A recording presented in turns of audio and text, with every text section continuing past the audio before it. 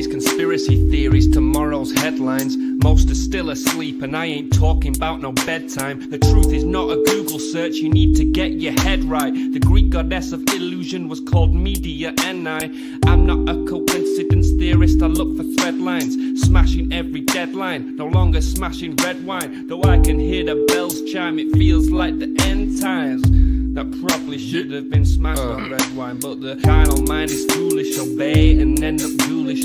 Don't get used by instinct, take control and learn to use it. Make a load of earnest music, earn a few quid, learn a few tricks. Sure, the truth is persecuted, this whole world is pure abusive. Know a bit about everything and everything about nothing. Figured out my noggin while you picture out shopping. You sit about watching while I dish it out. Stop it, I don't mean to sound cocky, I'm not even proud of it. It's a second nature to me, just to be this out honest. I don't even need to sound honest, never been about profit. Everything but out on it, you can bet your house on it. Doubt I'll be out for the count when the sounds, and I'm down for the beat, no beat down. I mean, how long's it been? Help me out. I've been the only one who's held me down. All in the mind, hell freeze now. Still sick with it, healthy how? Few bars down and the world freaked out. I don't reach out, I seek out to speak out. I'ma recount the reasons they beat out.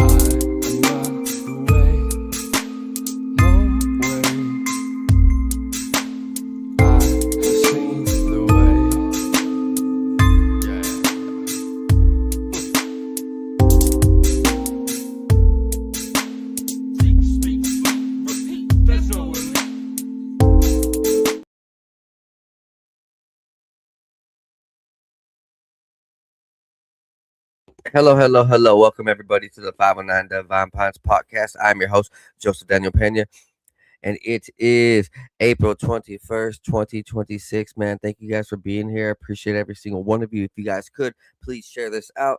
And if you guys would like to, please donate to my personal growth of this. Like, I'm self-funded, so every donation goes directly to me. This company is owned by me. So 100% of the donations go to improving my livelihood and this broadcast. So Cash App, PayPal, buy me a coffee down below, 509 Divine Pines.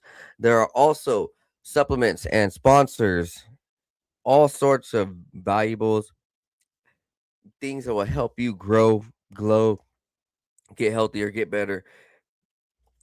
So you see down below, there are coupon codes and links to sites that I personally have used, and I personally will vouch for that these things work. If you guys would like to, that honestly, we all need an improvement in our life over the next few years, and how COVID left everybody like devastated and kind of like sick. It's wise to take initiative to better your health. And some of the companies down below that you will see, like Eagle Research, having a Brown's gas machine, a very powerful technology that will better your water use, heal you with Brown's gas, but also give you supercharged hydrogen if you want to drink that. You can also go to Shop C60 for a Nobel Prize winning compound that is by far the best antioxidant that I've ever used. It helped me heal. It helped my knee ligaments get stronger so I could walk and run and play basketball again. You can also go over to Okazi Clothing for workout gear. Demon Slayer and anime inspired workout gear. So everybody who, likes to feel slick, feel cool, feel fresh, and work out in some bigger clothing, like, big tees, big wide tees. Yeah, that type of stuff. Good stuff. Good shorts. They have some wrist straps. You can also go to Chemical Free Body for a powerful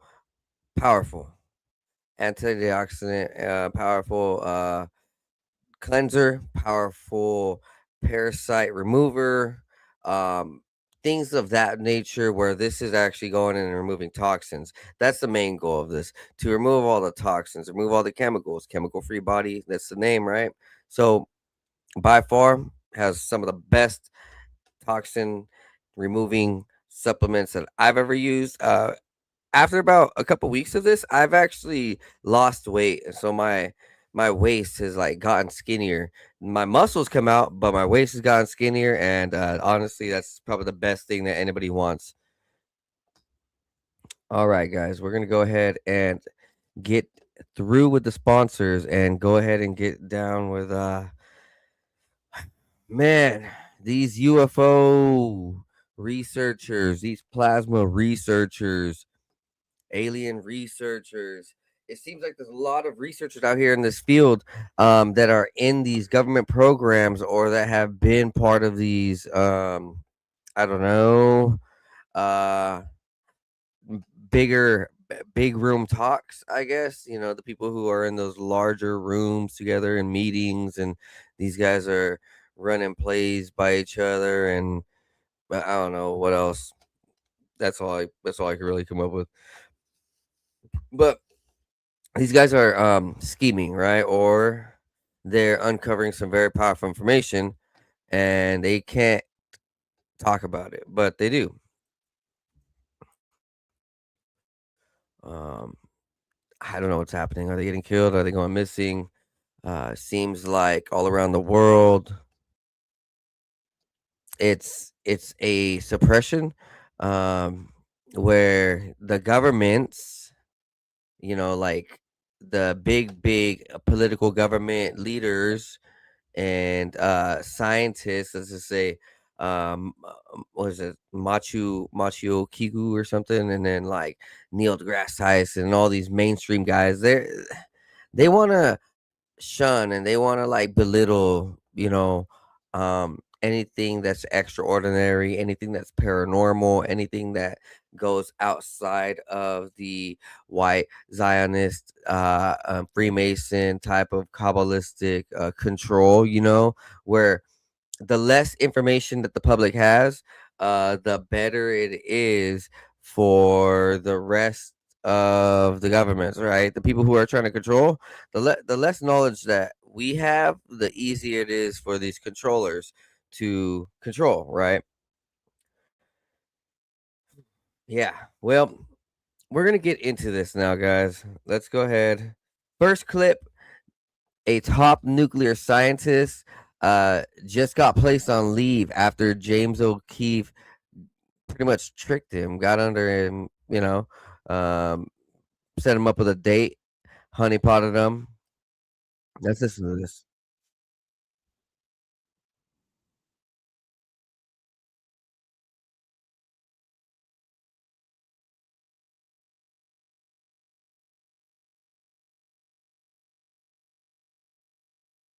Oh, sorry if it's not audio's playing. Sorry. Uh, I have to set the audio up. I have to set the audio up. Damn. That's why I need a producer up in the studio right here. Come on, producer. Where you at? Oh shit. There you go.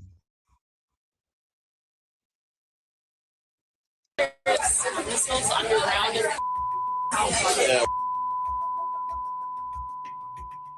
In the Cold War days, we had them like all over the place. But now we've kind of shrunk them down with Russia working with treaties. But then now you got China that's like, well, I don't have a treaty. So China's building more. They're planning to build more than we got. Okay, So really? that's the problem. Like we have all these sensors in space. We have radars, all these sensors to detect a launch. You detect the launch coming from someone else? Yeah, with space satellites, Okay. with radars, you see it on the radar. You actually see the thing flying. You know how big it is, the speed. You know that's a missile. I mean, you can tell all this stuff. According to Andrew Hogg, nuclear officials that oversee the missile launch procedures are trained to initiate a launch even if it is a Girl Scout who presents the launch order with the correct codes. Fire. We're literally trained that, if a Girl Scout, this is serious, we were always trained, if a Girl Scout gives you a message, a launch message, she knocks on your door, goes, here you go, she gives you a launch message on a box of cookies, she wrote it down. If it passes all the checks, go. If she just passes it on to you, that's all we're trying to say. It doesn't matter how you get it, take action. Because that's how you have to do in a war, because you don't know. They can take down most of the communication. Right. So it's an extreme example, but we actually would train that. Like, no matter what, you go. Man, yeah, this dude got kicked out immediately. Of course, you can't be over here trading nuclear secrets for some drinks. What a schmuck! What a schmuck! You think I'm over here trading podcasts, details about what I like to do over some drinks, over some dabs? First of all, I don't drink.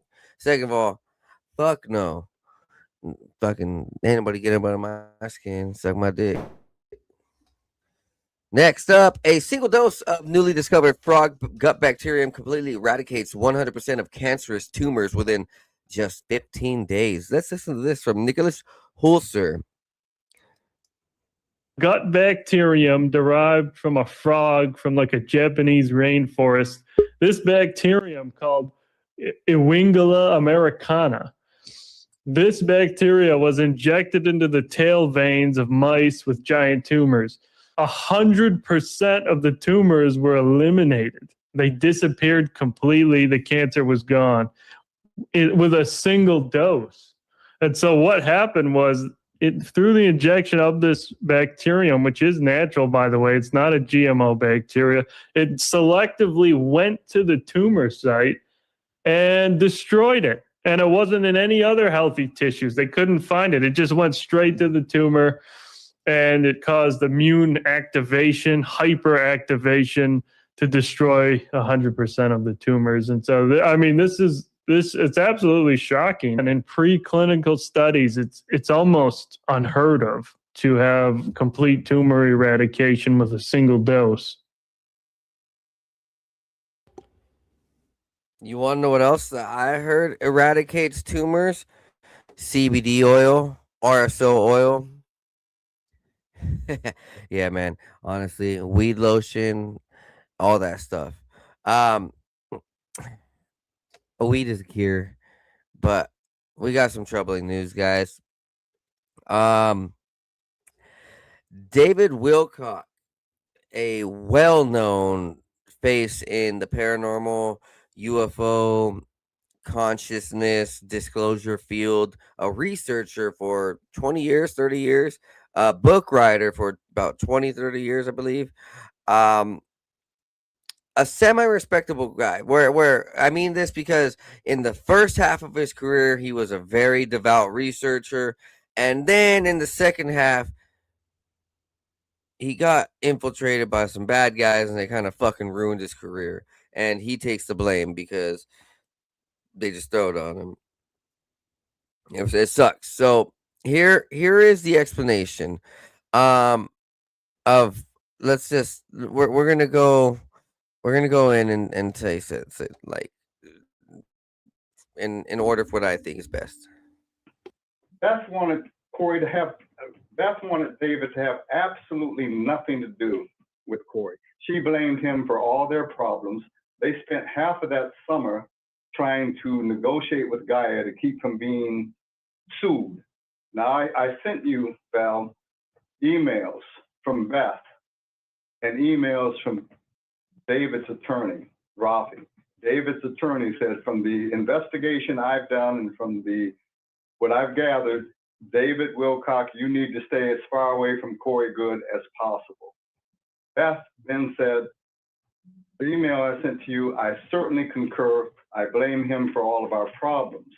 Then I sent where David called me in a panic, saying to me, hey, Leon, you got to get me out of the DOD conference and you got to get me out of Cosmic Secret because both of them involve Corey Good. And Beth has forbidden me to work with Corey Good. And my marriage is more important than working with Corey Good. Get me out of these projects.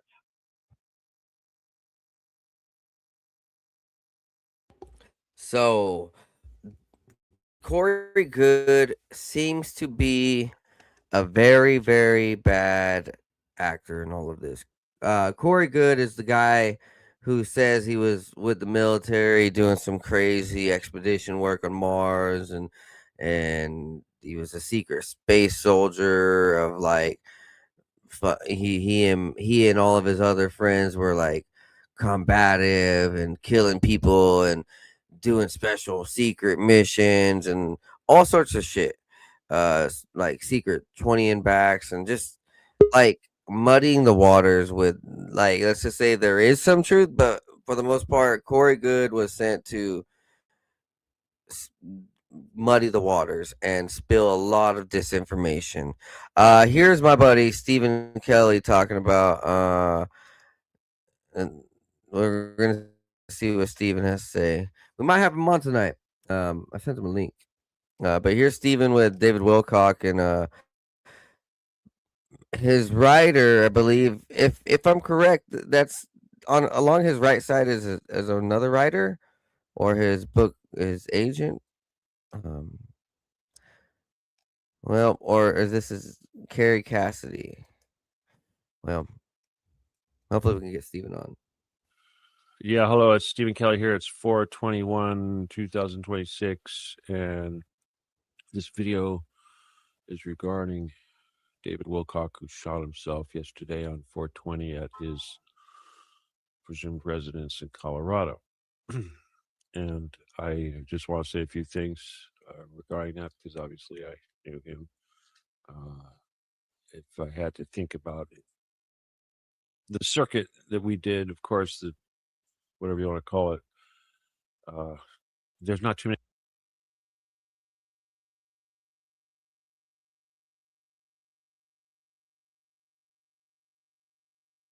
Stephen, we have you in here, bro. Hey, well, thank you.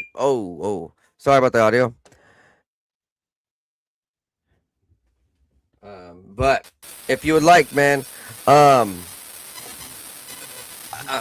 sorry. I'm sorry about your loss. If you're a good friend of David's, I actually listened to a lot of David Wilcox stuff, like growing up, kind of in the mid 2010s. I would see his things, and it made me wonder. It made me open my mind. It pushed my ideas outward and into a more loving state because he promoted a lot of love and consciousness and I know that there's a lot of misunderstandings with what happened with Corey Good and how Corey Good kind of fucked everything up. Take time to go ahead and get that audio running. I'm gonna go ahead and finish this video. Then let this video play. So I'm gonna remove you. Get that audio fixed. I'm gonna let this video finish that you had recorded for David.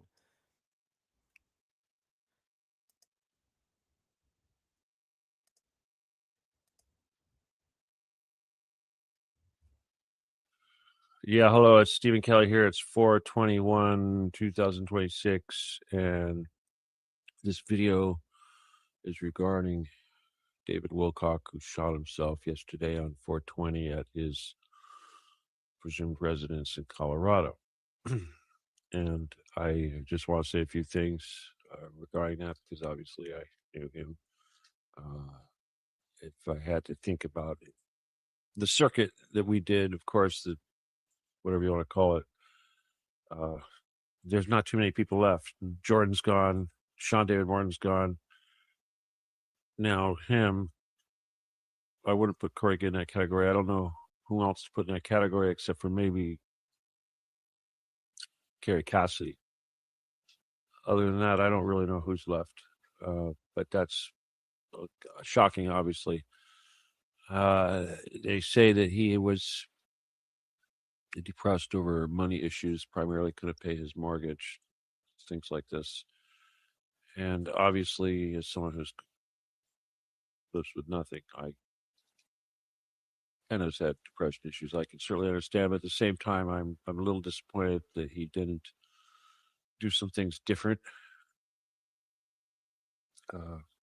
I will point out that for those of you that don't remember, that when he was involved with Corey Good and the whole Blue Avian bullshit, he got in trouble in Colorado because product was being sold under the pretense that information used to support said sale of product was true, when it was, of course, fantasy, such as the Blue Avian nonsense. Anyway, unlike Corey Good, David Wilcock did come out and say that it was only entertainment. And I guess this was the end of his career because obviously, up until that point, Gaia TV was a big deal at the Conscious Life Festival. They had a big, huge thing. David was the star. Corey Good, of course, had a big presence. I sure did. But there was money involved. And certainly anytime money is being taken from people, snake oil, huckstering, whatever it is, it's a big deal. Anyway, so history is what it is, but that's what happened, and that's what led him to where he is or was yesterday. I just want to point out, though, that even though a lot of what he said, I think, was bullshit, of course, and I didn't follow a lot of it towards the end because I think there's a lot of people in this community that say a lot of things that sound legitimate, especially with regard to, well, dare we say it, the Epstein class and the human trafficking and this sort of thing. But when you throw in the alien nonsense, then it becomes clouded, as Kerry likes to do. But certainly the Blue Avian nonsense didn't help anybody's reputation. But at a very early time, David was one of the few people who did talk about densities, and I believe he had some information, probably the same information I had from Billy Meyer. So I gave him respect for that. But either way, killing yourself is obviously never an option, and I'm extremely disappointed if we do that. He chose 420 to do that, so obviously we have to remember this, easily to remember him now. But at the same time, I wish he had taken some of his energy and his resources, no matter what his economic situation was, and devoted it to my mission. Imagine if he had taken his... All right, let's get you in here now. There you go. All right, yo, Steven, you here? Still getting the mic fixed. So, I agree with Steven, man. It must have been hard for him. That's what a lot of people are pointing out, that it must have been really hard for him. But he was one of the only people that, like, ever since, like, I saw it was him and Alex Jones speaking like this crazy consciousness, density, love, and fighting the fallen angels, Lucifer, Clinton class, and like he had a powerful platform. So here's a little These clip. people honestly believe that they are the descendants of gods, that they are the chosen, that they are God's special people, that we are delusional, and that the true creator is this wisdom principle that they think of as Lucifer. That wisdom principle gave us ancient mystery school teachings, and that the enemy, which they call Adonai, the adversary, which we would call the Christian God, came to try to defeat them. Then they even take it a step further and they look at texts like the Bible and they say that where it says in the end times that God will take the money from the wicked and restore it to the just, that we as a planet are the wicked and they are the just. So this is how they justify their financial corruption. They don't believe that we deserve the money. In fact, they believe that if they did not dominate us and if they did not control us and play all these games, that we left to our own devices would destroy our planet. So in some twisted rationale, they believe they are saving the earth. They believe humans are bad for the environment. We cause pollution, so they have to reduce population. Then they seed that into movies like The Matrix, where Agent Smith says that humans are like a virus on the planet. This is one of a variety of ways in which they will usually embed their teachings into the villain. So David Wilcock was definitely on point with a lot of the things that he was saying about the political class. Just strange, man. Just very strange. It gets even weirder. So David Wilcock, and Winfrey. Yes, I can hear you, Stephen. But so David Wilcock and Winfrey died within a week of each other, and they were both writing a book on the reincarnation of Edgar Casey. Audio Just- interface, little plug-in USB audio interface. Yeah, I can hear you. I can hear you. We can Hi, hear dude. You have the shit I'm going through. Yeah, you know what audio interface looks like? you. Oh, I understand. No, there's a lot. I can. I understand. That's not fucking audio interface. So it is a definitely interesting thing to see that all across this field. So it's not just UFO. Look, it's spiritual, paranormal.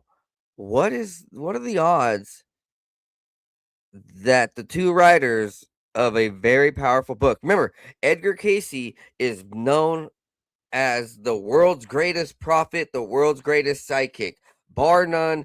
History shows that, science shows that, stats show that, everything shows that. He had like more than 10,000 psychic readings, and if I'm correct, like 70 of them or more were accurate. Like 70% of them or more were accurate. Like Joseph. to the T. Yeah, I can hear you, Stephen. Fuck, man. Hey, man. Hey, thank you for being here. hey, how's my audio? First of all, you're a little loud, but I'm loud. Oh, you're kidding me! Wow, that's cool. I'm using my fucking camera as the microphone. Okay, that's how fucked up this. Hey, Logitech has some good audio pickup though. This is not Logitech. This is OSB. This is Osbot. The $200 camera. Oh, well, at least it has a good audio. All right, hey man, David, what the fuck, David? Seriously. No, well, it's not just that, but it's also also everybody dying in this field right here. Do you know much about this Winfrey? Of course I do. I've never heard about this. Oh, you're talking about the scientists, dead scientists. This guy. Shit. Yeah. So all across the field, there's a dozen or more that everybody is aware of nuclear scientists, plasma researchers, density researchers, consciousness researchers, and they're all just mysteriously popping up dead. And you know what? There's one more name that I'm very familiar with. That's Eric von Daniken, where he knew a lot about this. What about Eric von Daniken? He died a couple weeks ago. At what age? Yeah, but the age. At what age? He was a little old. Seriously, he was a little old. But, I'm sorry, 90. How much? He was 90 what? He was 98. So 98 was it? Yeah. Hey, but if you wow, must be a conspiracy. Anyway, come on, Steve. But when I listened to him on his interviews that he was doing with other people like Cliff Dunning and a few others, he actually sounded still energetic, and I understand that old age is old age though. So maybe not. Maybe it could just be a bad timing. Right, come on. Yeah, and but in general, like this is strange, David. We are this. Where's this picture I got right here? It's a web. Oh, here we go. Here's the web. Here's a small web for everybody else out there. So we got Frank Mywald, top scientist detecting signs of alien life, dead. Carl Grillmeyer, scientist working on infrared telescopes, dead. Melissa Casillas, administrative assistant of Los Alamos National Base, dead. Anthony Chavez, former employee, dead. So this base collaborates with the Air Force Kirtland base, nuclear research base. William Neal oversaw the research base, dead. And this is also oversighted with Wright Patterson and Monica Jacinto Reza, who was receiving funding for her research in some of these fields, dead. She's also working with JPL, and well, one of the JPL scientists is dead. Now, this doesn't even add on that the three biological researchers at Air Force Patterson Air or Wright Patterson Base 2 years ago that mysteriously popped up dead. These were like 20 to 30 to 40-year-olds that one of them was working in genetics, one of them was working in human biology, one of them was working in cloning, and they all mysteriously wound up dead. So seems like dozens, man. What's your take on this? I'm gonna let you go on. I'm gonna let you talk. All right. First of all, the plasma stuff is what's interesting because of what it's all about, and obviously nobody really knows. And the thing is, they were getting ready to get really close to it. But if you've been listening to me, I talk about that quite a bit.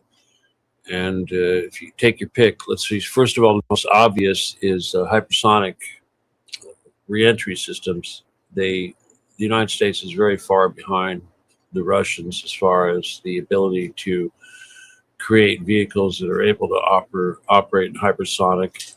And one of the things about the hypersonic, of course, is it produces this plasma, which allows it to do these things, but it also is very problematic with any kind of a radio connection. Or in other words, the missile will lose complete control with any kind of ground station because of the plasma will cut off any kind of signal. So that's been a big problem. That's why there's people involved in that. But the biggest thing about plasma, there's two things actually. One is light speed propulsion, of course, and that's the thing that that's the real issue here. And the other one is basically it's something related, but you see, light speed propulsion is an effect. So in other words, if you take fine silver and you expose it to a plasma that is modulating at a very high frequency, but a very specific frequency. If you modulate a very specific frequency, the atomic structure of the silver will actually break down into a monoatomic structure, and that will actually be photons, ultraviolet photons in this case, and that produces basically laser light propulsion. And that's one of the big secrets. But the other thing also, of course, is that other materials, when treated to plasma in such a way, can do things like produce monatomic gold, such as the Ark of the Covenant. The Ark of the Covenant, of course, is such a device. And this is what was used to create the so-called manna or white bread that the pharaohs ate. And all that was a source of monatomic gold that used this sort of plasma resonance. So I suspect that this is something that is starting to break loose. When I was working with, I've been working with plasma since a long time. You know, we have the plasma beam flashlight, which of course is plasma. And I had proposed years and years ago that we could take this plasma and we could modulate it in such a way to produce a super high frequency, which could be used as a weapon, essentially, something like would cause a crystal to disintegrate or shatter. Steel's a crystal. And they wanted to turn it into a weapon. They wanted to turn it into all kinds of things. But it was eventually, when I combined that with my experience with the fine silver, which is what got the Men in Black guys all excited. And this, of course, was also related to the whole Billy Meyer thing. And I still trips me out when people say that guy's a con man and all that. But anyway, point is that it turns out when I created this process to do the silver, and I put it out there on the market, and it was picked up by the University of Colorado in Fort Collins, Colorado. And their research was primarily involved in aerospace and propulsion. And they had purchased this product from me quite a bit for this service. And while during the time that they were doing that, I was able to find out from their engineers and stuff what they were doing. And basically, it was light speed propulsion. They were able to produce ridiculously large amounts of ultraviolet light by exposing this fine silver to a plasma.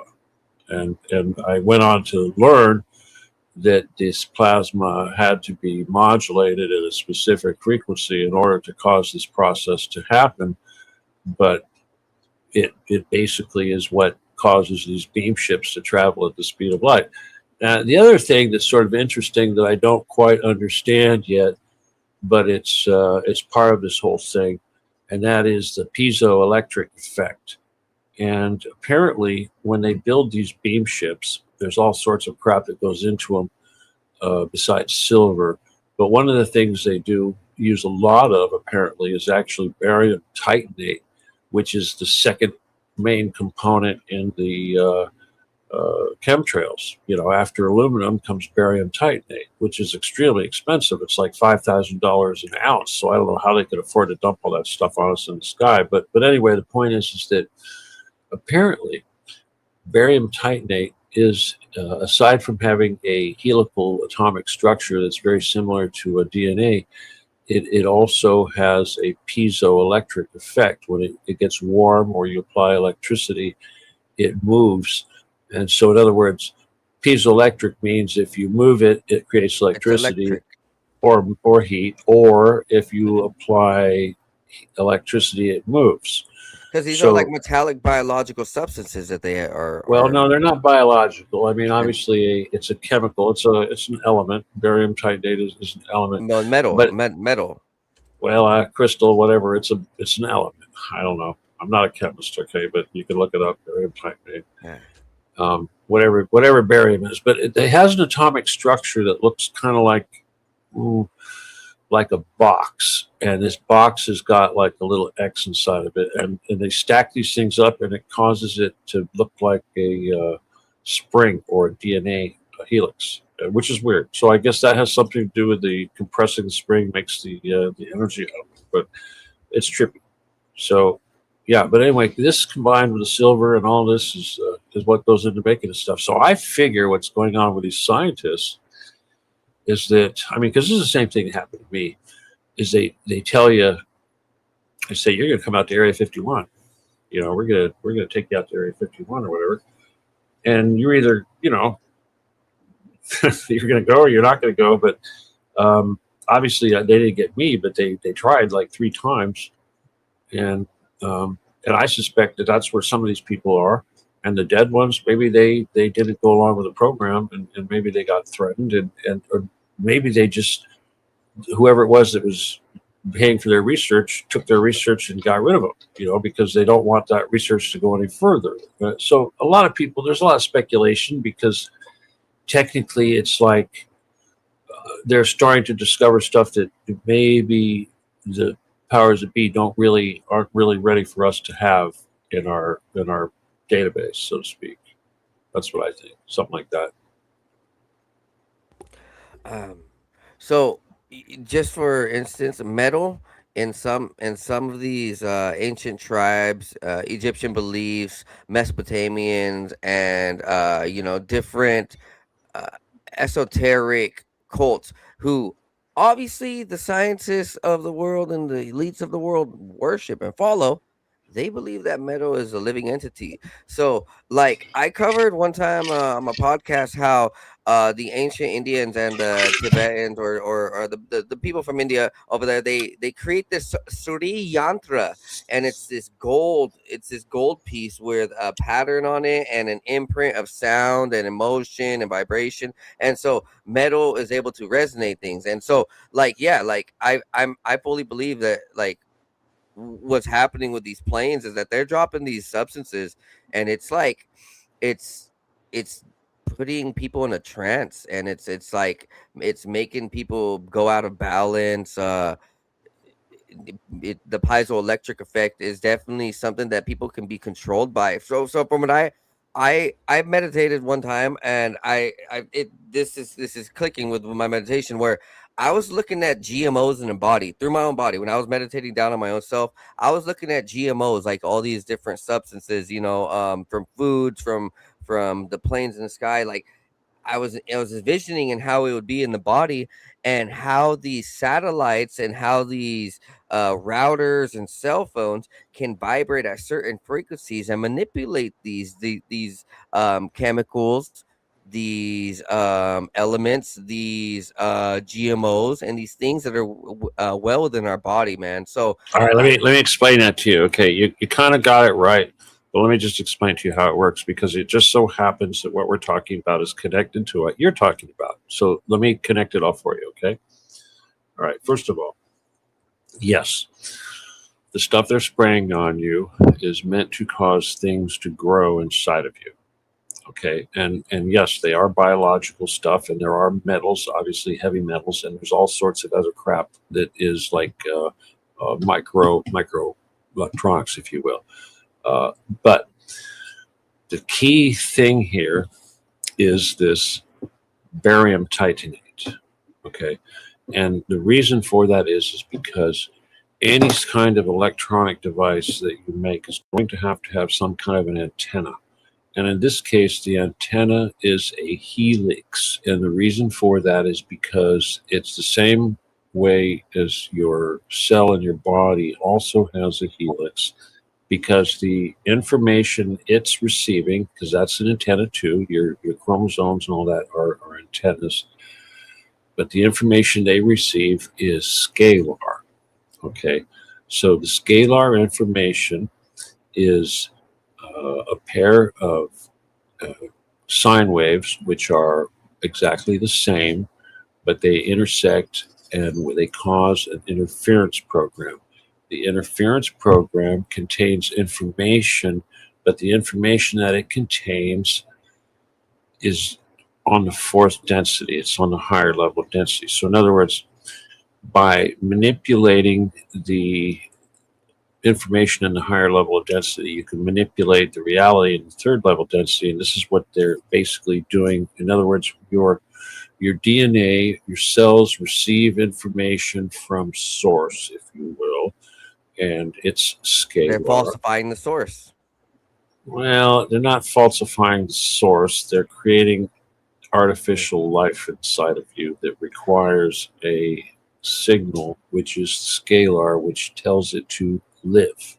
Okay, it tells it to construct itself, it tells it to build itself, it gives it instructions. So in other words, it's like a radio frequency. It's similar to, yes, it's like a parasite. So all your Morgellons, all these clots, all these things that are growing inside of you, people who got their shots, their COVID, that's what it is. So in other words, the production of the spike proteins and the transmission of this stuff from cell to cell is what gets it all over the body.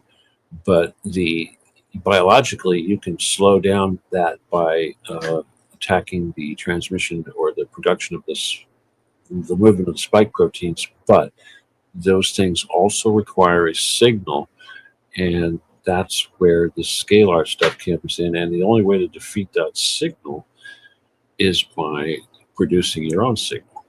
And that's something that I think we've discussed here on your show perhaps before. That's that whole service to self versus service to others thing. Because when you change your gravity, you change your signal, and you put out instead of take in, and when you put out, you kind of disrupt their ability to penetrate your body with their signal to tell that stuff to do what it needs to do to, grow.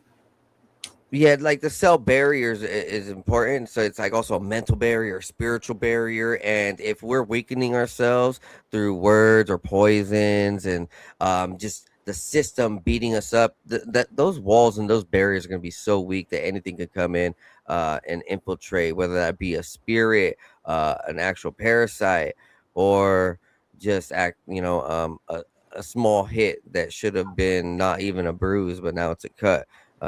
Like our body can be weakened, our mind, body, and soul can be weakened. That's why I love to promote like eating right, eating organic, eating strong, eating grass fed, livers, heart stuff, organ, beef organ, animal organ type stuff. Use organic seasonings, Himalayan salt, eat yogurts, Dairy products are good, man. It's a medicine. All right, look. Here's the thing. Okay, you I love gotta food. I you love gotta. food. All right, I get it. I hear what you're saying, but what I want you to do for the benefit of yourself and everyone that's listening to you is you need to differentiate between these two things, because you kind of throw it out there kind of casually when you say physical barriers and biological or spiritual barriers and things like that. It's a little more, it's not complex, but it's a little more serious. Okay, you can't Yeah. just glibly connect those two like there's some sort of catchphrase. I mean, Like it's first of easy all, for it's not easy, definitely. well, let me just stop you. I mean, your nutrition and your biological, physiological ability to process the food you eat has a connection to your spiritual body and the spirituality and the energetic, the life energy of the organisms that you consume. Obviously, that is an energetic thing, but that's still somewhat biological. It doesn't have anything to do with your ability to protect yourself from this negative parasitical pollution, which is constantly trying to penetrate you. And the only thing that stops that is this uh, lifestyle that you have to have, which causes your body to actually emanate more energy than it takes in. Because that's really what it's all about. It's like you are in control of the energy that you take in. And the only way that you can protect yourself from the stuff coming in is by giving out more than you take in. It's real simple. Now, I mean, you could have orgonite around you, you could have shungite, you could do all these things to protect yourself, but it's like if you want this so-called spiritual barrier, like you say, you have to have a lifestyle. It's not just something you wish nice, and someone put something in your pocket. Now you've got a spiritual barrier. No, you don't eat something and get a spiritual barrier. You don't eat good food, pray over it, and get a spiritual barrier. No, you have to be over 51% service to others. That's the whole universe works by this rule. Guide people to wisdom, show people strength and courage, be there for support when people are, facing their truest fears. If someone were being robbed at a store, I'm guessing I personally would stand up. I think about that sometimes. Where if I'm at a store, When I was in jail, you visited me. When I was in the hospital, you cared for. When I was sick, you cared for me. When I was homeless, you took me in. When I was naked, you those clothed me. things When I feel was hungry, love. you fed me. That's do unto others and all that That's shit. love. That's what. Yeah. And then there's the greatest one of all, which no greater love hath any man had than he that would give his life for another, which is what this fucking mission is, right? Occupy the Getty is like, hey guys, come and fucking kill me, otherwise I'm gonna fucking take you out and save the world in the process. What more can that person do? And I think right now it's a great time to look at that. Like it.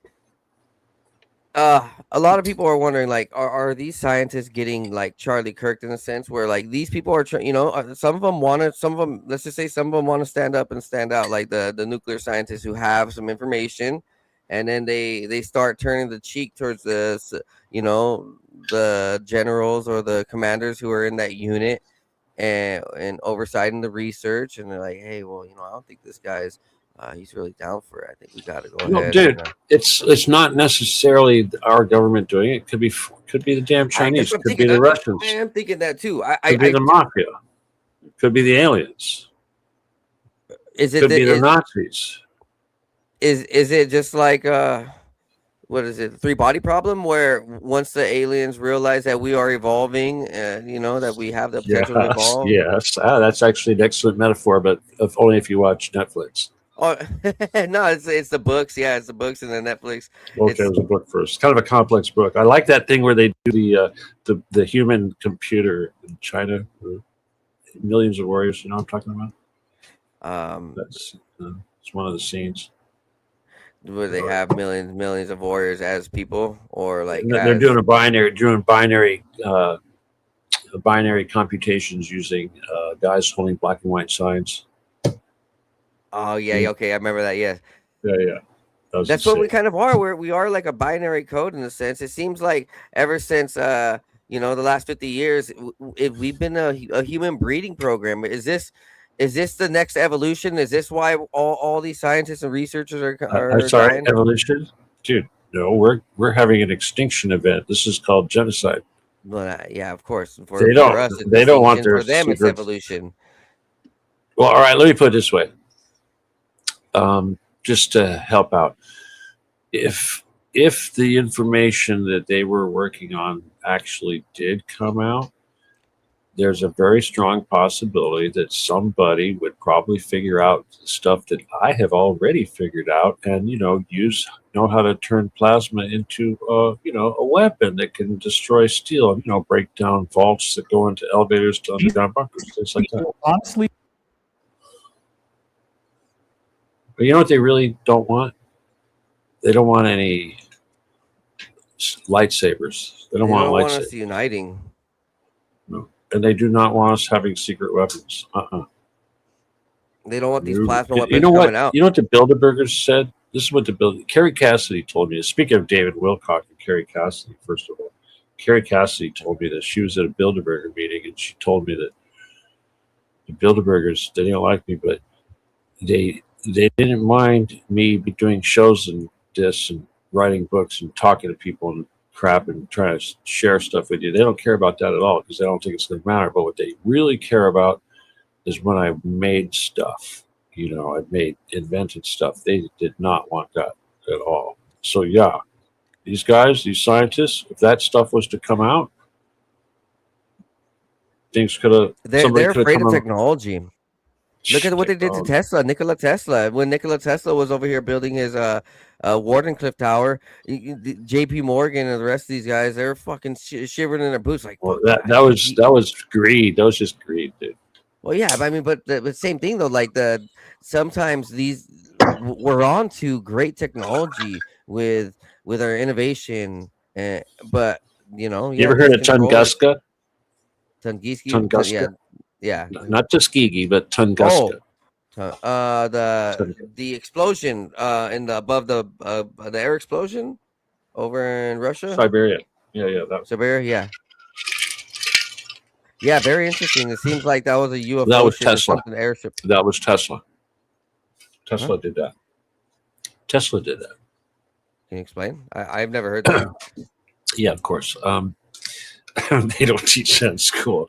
All right. Yeah. Well, yeah. People, they don't. You understand that Tesla's book was banned in the United States until 1978. Okay, they wouldn't even allow you to even read about Tesla until 1978.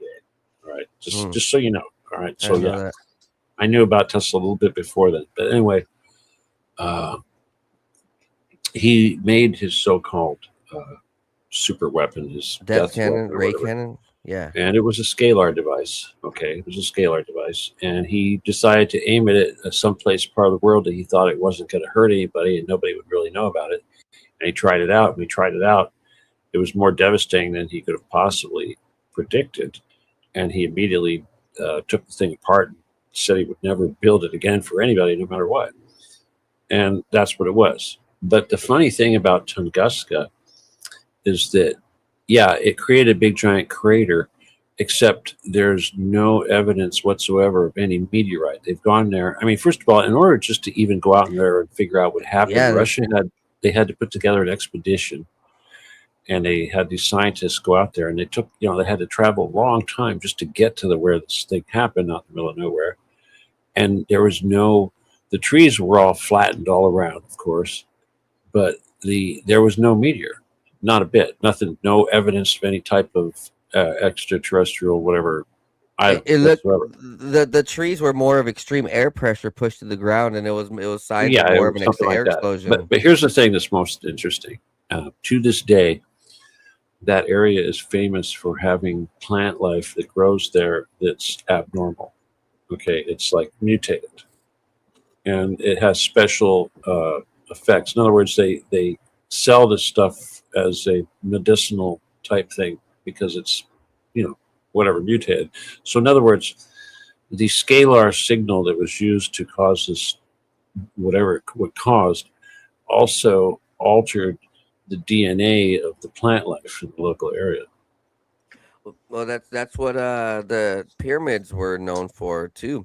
When you hear the stories from the local tribes and Well, this is proof, though. People have taken seeds down into the pyramids, in South America and all across, the different All right, pyramids all let over me the explain world. to you how that works. Okay, the pyramids are basically giant crystals. Okay, and they're not just crystals; they're also made to be ultra Conduit. stable. Okay, stable. In other words, heavy, and so they don't move. And the reason why they do that is because of vibration. Okay, because things vibrate. People walk by and it vibrates, and there's micro vibrations. And when you're doing this stuff, atomic stuff, it's got to be really, really super stable. So that's why they made these big, heavy things to be stable. But the interior of it, where they were doing this stuff, like you say, with the genetics and all that, is they would have these different types of crystals. And when I say different types of crystals, I mean granite, different types of granite, what have you. And it caused a like a Wilhelm Reich thing, or it collected orgonite. Yeah. Okay, orgo. Piezoelectric energy. No, not piezoelectric energy. Piezoelectric energy is completely different. Well, all right? the limestone's underneath and No. That's not piezoelectric. Piezoelectric is either thermo or mechanical or electronic. Okay, thermal, mechanical, electronic. Orgonite is ambient energy. It's like electrons. Okay, and when I say electrons, I'm not talking about it's ions. Okay, it's not electrons. It's more like ions. You have positive and negative ions. Okay, just floating around, and these positive, negative ions could be oxygen, it could be hydrogen, it could be whatever. But that's the ambient. That's the atmosphere around you. Okay, that's like that. But there's also the field of energy around you, which is kind of like the same thing. So in other words, it's like when you're trying to move energy and all that shit. I mean, obviously, I'm not trying to teach you how to do that right now, but No, I it's understand. just it's like air. Okay, it's like air. Electrical. All right. If you no, not air, not electrical, fucking air, like the air you breathe, like something that has volume, or like water that you swim in. Okay. So imagine that you're swimming in a sea of energy, and it's like a sea of air, and the sea of air has a bunch of different stuff in it. It's some oxygen, some nitrogen, some hydrogen, and all this stuff, and a whole bunch of little particles. Okay, Carbon. including plasma, carbon, whatever. Not much carbon, thank God. Yeah. But Yeah. anyway, plasma is the fourth state of matter. It's when the electrons that make up a molecule or an atom, you got electrons floating around whatever, nucleus, protons and shit. When you start pulling off electrons, those electrons become plasma.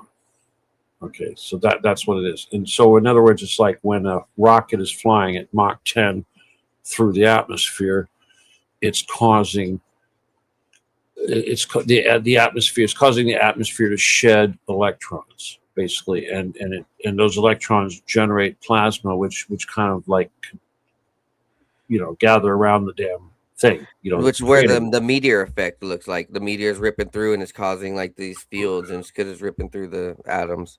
Yeah, I guess that's where you could say the glows and all that is coming from. But you see, here's the thing: is plasma is different, and just because you're going really fast doesn't mean you're making right. But just the effect of it, the visual. Yeah. It's the mechanics. Okay, I get it. But anyway, isn't that funny? All right, let's talk about David for a second here. Okay. Well, David was very interested in this plasma research, density research, and. Can you tell me? How come you never talked to me, fucker? Seriously, David, why didn't you talk to me, dude? Come on, David. People actually would send this guy emails and say, "Why don't you talk to Steve Kelly?" From your perspective, brother, can you tell me how fucked Corey Good was and how? Oh my God, how fucked Corey Good was? He's still fucked. He's so fucked. Oh my God, he's so on the payroll. He's so fucked. He's a CIA agent, isn't he? No, guys wannabe CIA. All these guys are wannabe CIA. CIA doesn't really mean anything. I mean, people think CIA is like you actually work for the government. Right. I don't think that either. Okay, let me put it this way. It's mafia. Okay, so when you work for the mafia, you could be an associate, you could be a flunky, you could be all these things. That's what Corey Good is. He's a mafia. Okay? Because the CIA is a mafia, NSA is a mafia. Okay. It's all the mafia. You Jeffrey Epstein, it's mafia. Donald Trump, mafia. It's all big mafia. So from what I'm reading online and everybody, even when I've heard Corey Good, he sounded like full of shit. And He is full of shit. He's totally full of shit. it sounded like he came in to ruin David Wilcock, Gaia, and almost if I'm correct, he almost tried to ruin Ancient Aliens and some of these History Channel like companies. And yet he has 75,000 followers on Twitter. Can you believe that? I think they're all bought. Well, maybe, but they got to be really stupid. I mean, they sound like they're like, "Oh, God bless you and David." Okay, but here's the thing about Twitter. I went and looked at his Twitter page today because of David, and I saw that he just made a post April 15th. Okay, but after that, he didn't have any post. It was like 2015 or some shit. So he'd been nothing. All right, so it's like, yeah. When the state of California or state of Colorado sued Gaia TV because of David and Corey taking money from people selling snake oil, David said that his excuse was that everything was entertainment, and that was the way he tried to get out of it. But I think he still got hurt because obviously he didn't say it was entertainment when they were taking all that money, and Corey, on the other hand, still acts like this is real and has not said it's entertainment. So cuckoo. Yeah, so Corey's off there still talking the bullshit, and while David was trying to do his thing, and here's the thing is, and the problem is he did.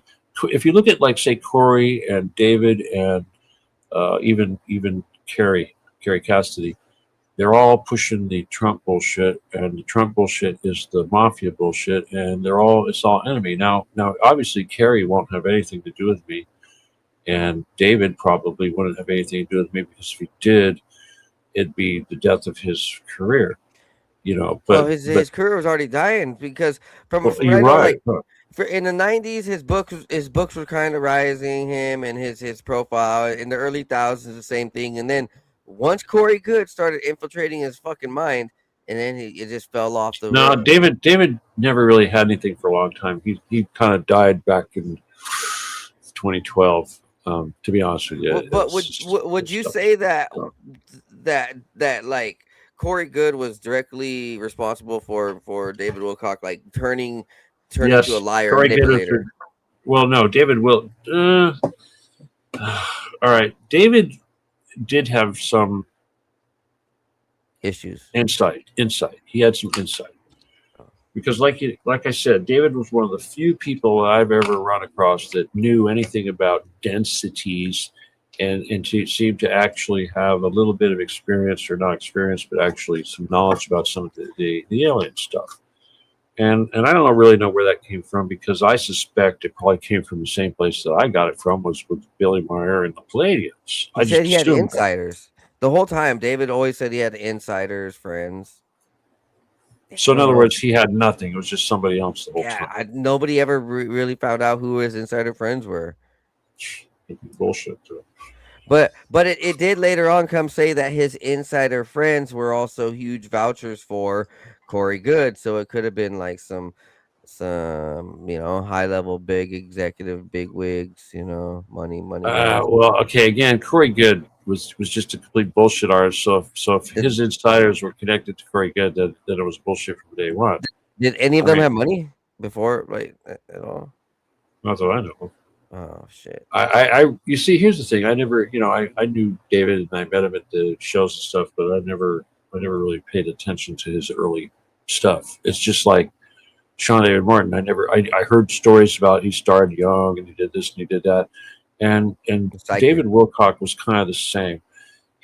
All of these guys sort of pass themselves off as psychics. I would say so. Let's just say that David did that. Tried to pass himself off as a psychic. Anyway. Obviously Sean did that, and that's really what this stuff is all about. I mean, when you really want to get down to it, at least from my perspective, it's always been this way, and that is our so-called truth industry that we've been working on. And this is like most of the people that Carrie is dealing with, including Carrie. She'd like to claim this shit herself, are somewhat psychic, and this isn't weird at all, because this is what the CIA was collecting. And when I say CIA, of course, I'm talking about just that little branch of the mafia. Yeah, they But want to go after these type of people. well, they don't go after. They want us working for them. They want to recruit us. They want to manage us. I mean, it used to be in the 50s they would just kill people like that, but now they want them all on their side, kind of like the scientists. You know. But yeah, so David was one of the gang, and David obviously was very much still connected to the whole Carrie Cassidy money thing, because the Bilderbergers basically passed money down to her, to people like David and Sean and whoever. But again, it's like who's left? I mean, I don't know if you follow this crap, but if you look at these damn veteranos from our industry, now that David's gone, who's besides me, who's left? Yeah, I think on your post you had mentioned one more. It was Carrie uh Cassidy. no, Well, it's there's not Jordan David. Maxwell died. Sean David Morton There we go, died. Jordan Maxwell. Yeah. Yeah, but who's left? Who's left? What big name is left now? Seriously, besides Carrie Yeah, and me. it's getting rough. And Slim Pickens. I don't even suspect that Bob Lazar might have trouble with his life here soon too. Bob Lazar's not one of us. No, but Come on. even like him just talking out is a problem for these guys. Bob Lazar's always been an insider. He's a different kind of insider. All right, he's not. First of all, Bob Lazar doesn't do the circuit like these people did. These people were all part of the circuit. Yeah, he doesn't do conventions. Yeah. No, he doesn't do that. He goes to conventions, but would you trust Bob Lazar and his material then? I've met Bob Lazar twice. You think he's a good guy? He said people say he's an amazing guy. People online through He's not stupid. He's totally real. Obviously, he's real.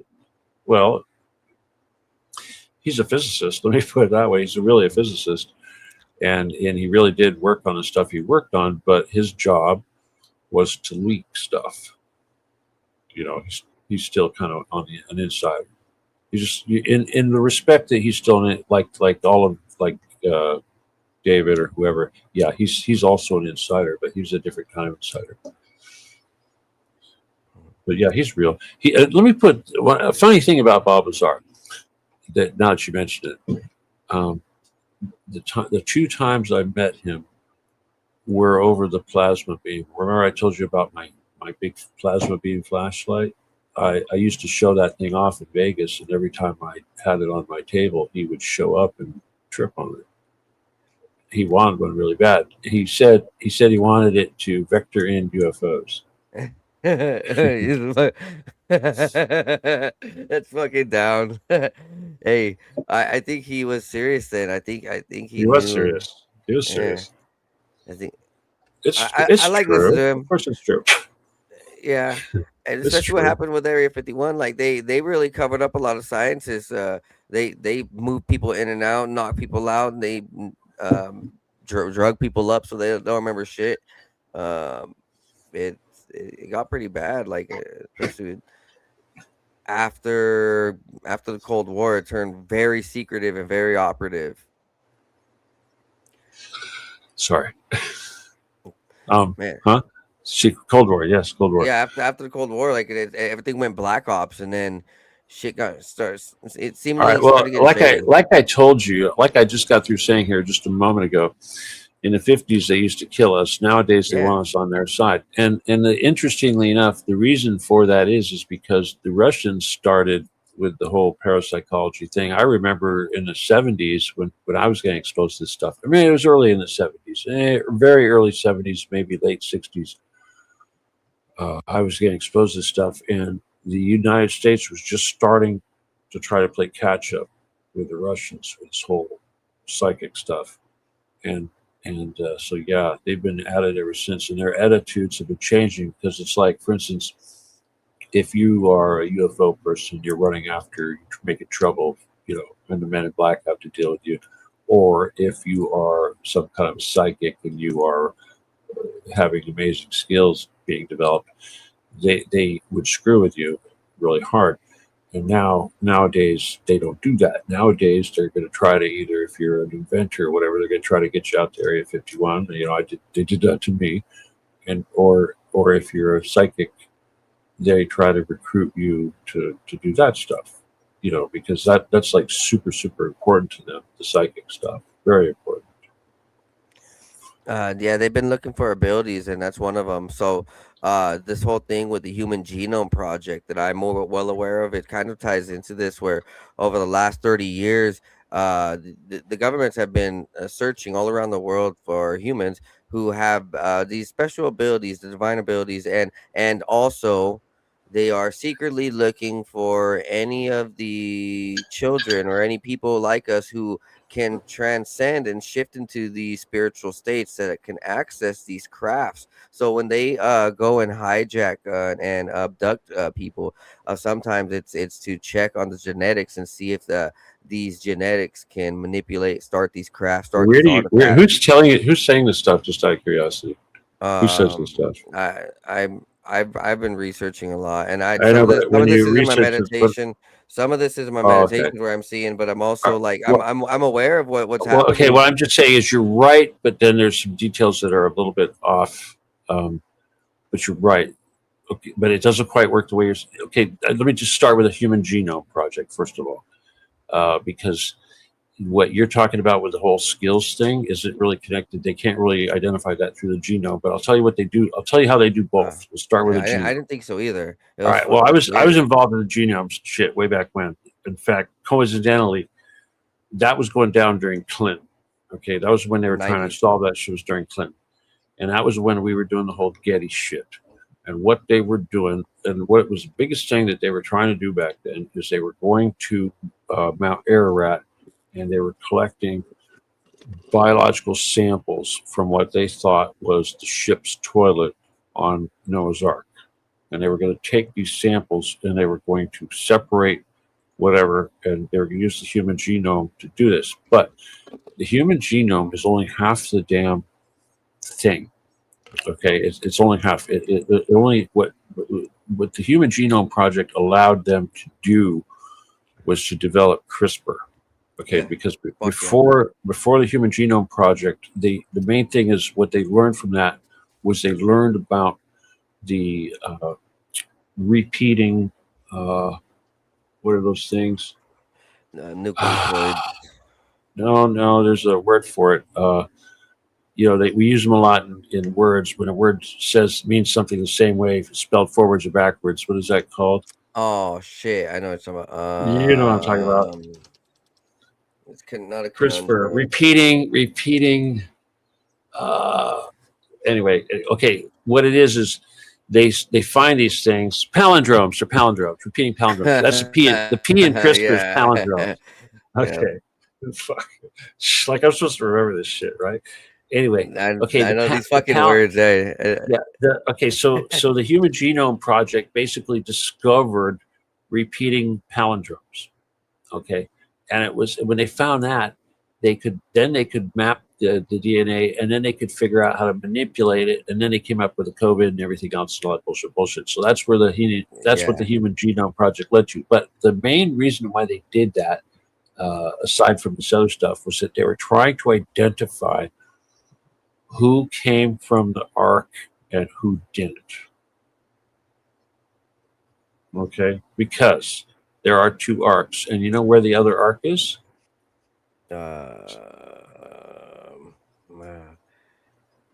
Iran, dude. Iran. I have heard something like that. You heard something like that. Oh yeah. People go, oh yeah, Noah's Ark anomaly in Iran. Yeah. Well, guess what? It's not Noah's Ark.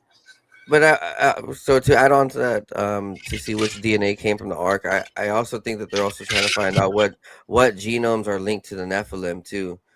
Yeah. Okay, that's bullshit. That's bullshit. Maybe. That's Anunnaki. That's like trying to. No. It's the same thing. In a way, it's the same thing. All right, let's fuck that fallen angel shit. Yeah. Anyways, let's all right, you're talking Jewish shit. All right, let me go straight to the shit. You're talking Jewish shit. Okay, first of all, this whole human genome thing is Jewish shit because they're trying to figure out who's Jewish and who isn't Jewish. Because everyone that came on one ark is Jewish. Everyone who didn't come on the other ark is not Jewish. That's what they're trying to figure out. They want to know who to kill and who not to kill. Okay, Oh shit! that's what that shit's all about. Now, I didn't know that. yeah, well, that's what I'm telling you. That's what it's all about. Who they kill and who they don't kill. So when they do their COVID shot, they know which ones to make for the killing people and which ones don't kill people. But that's what the bottom line is. Okay, they've been trying to do this since the flood. Get rid of whoever was on the other boat. Okay, a lot more people were on the other boat than were on the damn Noah's boat. Anyway, fuck Noah's boat. Anyway, so back to the other thing. Oh, I forgot what it was you're talking about. Okay, skills. Yeah. Okay, the way they get the skills, yes, is through abduction. They're looking through abduction, and they are, but it's not just that. When they abduct the people, the kids, and of course they're going through tons and tons of them. You know, like 1 million of them, so about a year, right? And out of that number, a certain percentage will actually have some sort of psychic skills. So yes, those kids are sent off to training, and that training is actually at the Getty. That's one of those things that they do there is they train the Sith. Okay, that's what they are. They're the Sith. They started out as children.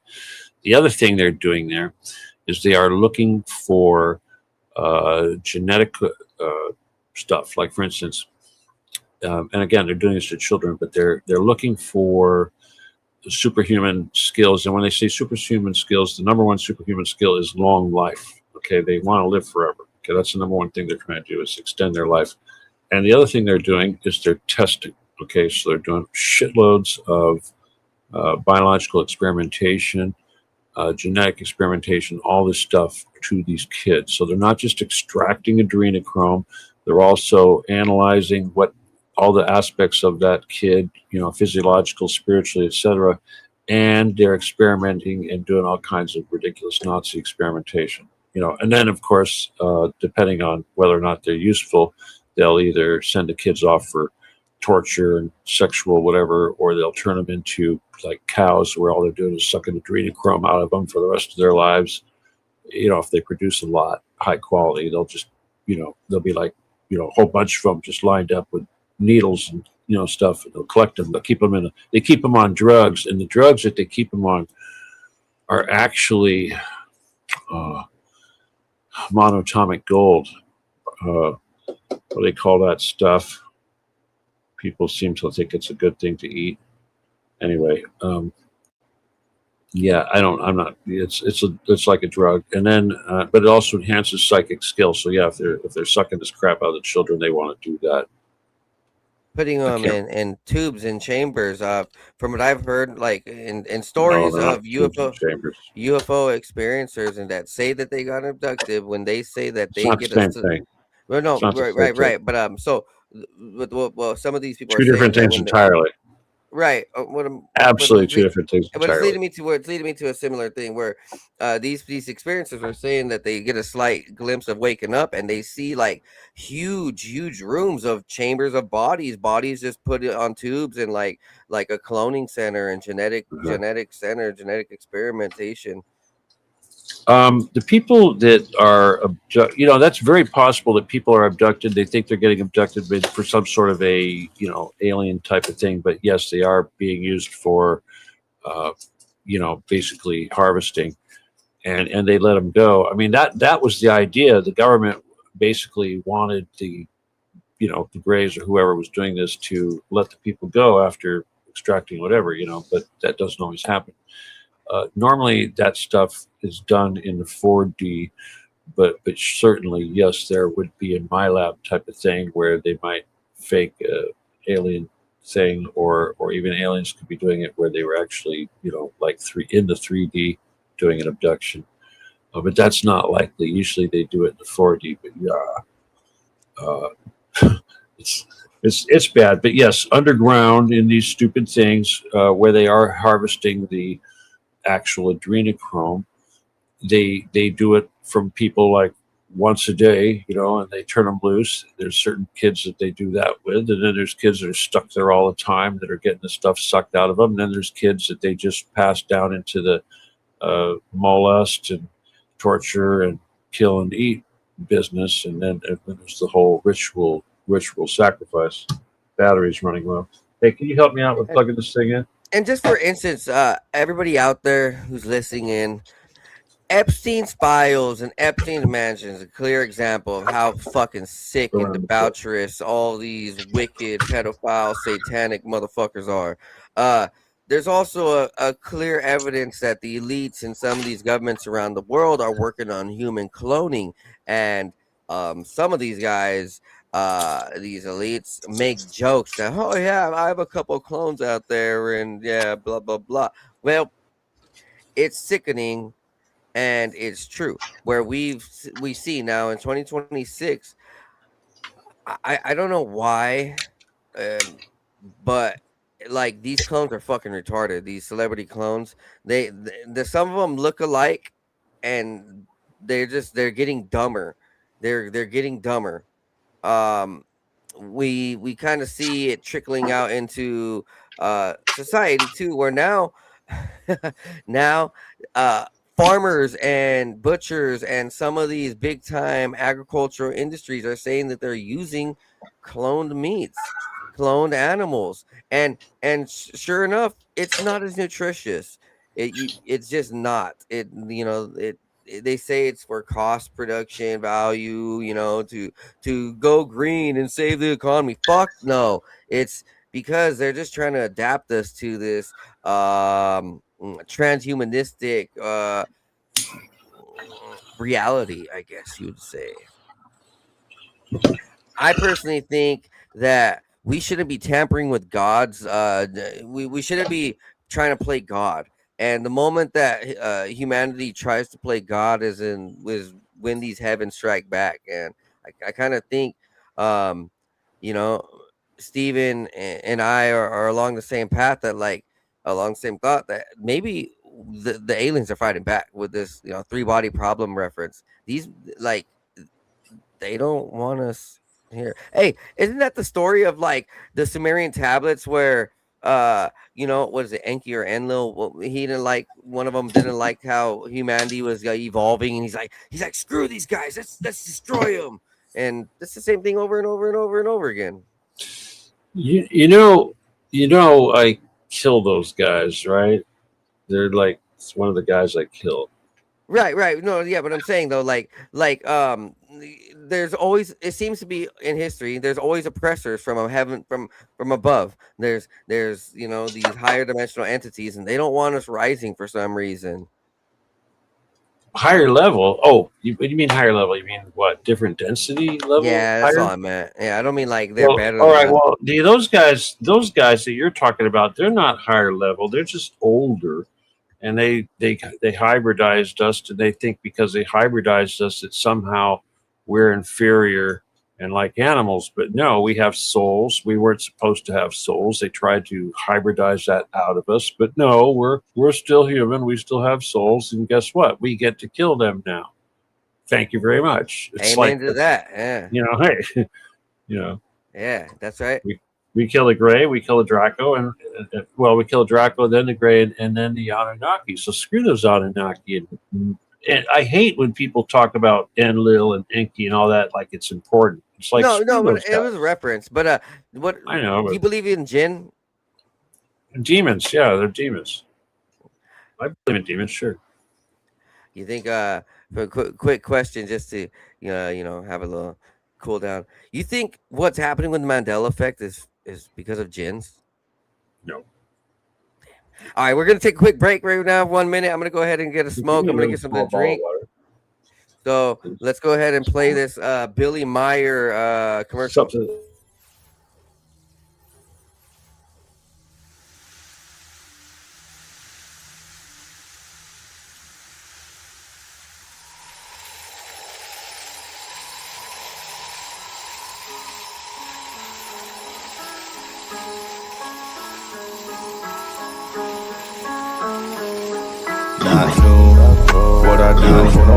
I've been there for a minute, pursuing, doing the damn, and pursuing, doing the damn, do everything everything that I said I would do. I gotta have it, so that I would do. I gotta have everything I'm glad to be. Glad to see everything I'm coming my way. Believe I'll achieve anything I put my mind to, or at least I try mine. I'm avoiding these I try manifesting my mind. Flowing into ease of thought. Thought I hope and see the goal, the energy. It can't enter me, get me to feeling full. It can't enter me, get me instead of me. Yeah, I proceed to go. Dead to me, I mention, gotta mention it's inside the soul. Go inside, fuck the outside. Never tell lies, show pride, never believe. Gotta keep the range for belief. I just write another hit, getting fried, run another, smoke another blunt for the good, smoke another blunt. Bad times makes for the good, bad so it next matters. I just learned, no I can't hide. I just got every second is birth with the mind of that ancient soul who's just waiting for the next soul. Who's just waiting. I'm always watching. I'm vision like a hawk, have them flock. Vision like a hawk, have them flock. Talking, have them knock. Knowledge that I'm dropping, knock. Coming out the knock. Drop lock, coming out the knock. That's it. Tuition, nothing wrong. That's it. Tuition, knowing what you feel is right. Everybody, what you feel is right. Feel it in the night when I'm dropping knowledge. In the night when I'm needed, any call. Never even needed people calling people what they want. I do not people control over anybody. Do it for the crowd. That's the reason that they push it. Do it from the cog that they push it. Got the money, want the money, only got the money, on the mob shit. But I know they ain't gon' make it. Shit is pop. Know they ain't gon' make it. Shit is pop. New age topics. Revolutionary crusade cross. It was never to a day frost. Yeah, we entering a new place. Yeah, we Louis V on my shoelace. Louis V on my face. Yeah, I'm wondering what you chase. Yeah, I'm just another dude caught up in the rat race. Dude caught up in my race. A lot of people looking at me sideways. I just keep your preparation ways. Just to meet your face. Cause I'm not ready to rearrange it. Ready on a daily basis. Tripping on weights. Dizzy face. Picture people that I can see through their faces. So I'm reading minds. Feel like I'm a basic. Feel like cause I feel the vibe manipulation. I'm patient. Yeah, I feel the vibe then want to change. Yeah, I feel the manifestation. Blessings is what I'm chasing. Quantum physics. I'm about to take the time and rearrange it. I think about reality. Can't feel like I'm basic. Most people shut it down. Don't wanna embrace it. Don't wanna embrace it. All right, guys. All right. So, check this out. Look at what David Wilcock had said before he passed away. Here. That I have every day that I have on earth is a gift and a blessing, and I'm very grateful for that. Because frankly, people are disappearing, scientists are going missing. Now they're saying they're going to investigate this. The president himself is saying they're going to look into this and see if anything's going on. It's a little bit scary. I got to say, it's a little bit scary, but you guys knew that I might still show up, even though it was last minute and I've had a really rough week. Like, you know, that's kind of like every week, but somehow we keep on making it through all of this. Every day that I have on earth is a gift and a blessing, and I'm very grateful for that. Man. Let's see if I have anything more.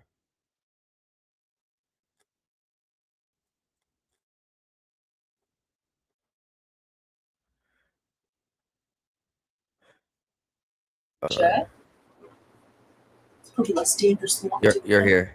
You're live now. Plug it in, microphone in. We're live. Fuck. Did you forget I'm on the air? Ready? Yeah, I'm ready. Hey, you ready? Yep. All right. So, Jay Widener right here is making a couple of posts, and he's saying he produced, two of David's shows, and he's honestly holding Corey Good to what ruined David's life too. But okay, so you didn't talk about this Winfrey. Can you tell my viewers out there? I don't know anything about this Winfrey. I'll be honest. You got another viewer there, dude. I mean, seriously, you got another guy in the room? I don't see him. Where is he? Huh? Oh, I thought you said you had another dude in the room. Oh, no. Sorry. I said I apologize. This Winfrey right here. Can you tell us about him, or do you know much about this person right here that just died with David Wilcock a week before? That was writing on this book. Oh, I see. Winfrey with David Wilcock. That's interesting. Reincarnation. Okay, let me just read this real quick. Yeah, you're reminding me of stuff. Oh God.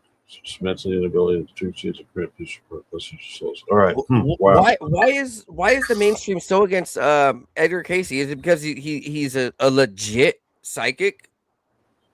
Yeah. Well, again, that's kind of a loaded question when you say why is the public so against Edgar Casey? You're asking me to agree with you that that's true. And secondly, when you say is it because he's a gifted psychic, you're asking me to agree that he's a gifted psychic. So it's like I don't necessarily agree with any of those two things. But if I was to look at what is the ramifications of the connection of David, this person, and Edgar Casey, and whether or not Edgar Casey was valid for whatever, you have to consider what Edgar Casey was first. And that was a quasi-prophet. He made predictions. So he was attributed, his skills, of course, are attributed to having psychic skill, his ability to see, kind of like a Nostradamus type thing. He could say that. So in other words, that was his thing. He could say things are going to happen in the future and write this down. And that's what he did, basically. And then later on in the future, go, wow, stuff he said came true, blah, blah, blah. And of course, he also had proteges like Madame Blavatsky, and this stuff continued into stuff like Maria Abramovich. Hello? You're saying Marina Abramovich is an offshoot of Edgar Casey? Offshoot of who did I say? I came after Edgar Casey? Madame Blavatsky. Yeah, that's right. Okay, there you go. That's your answer. Anyway.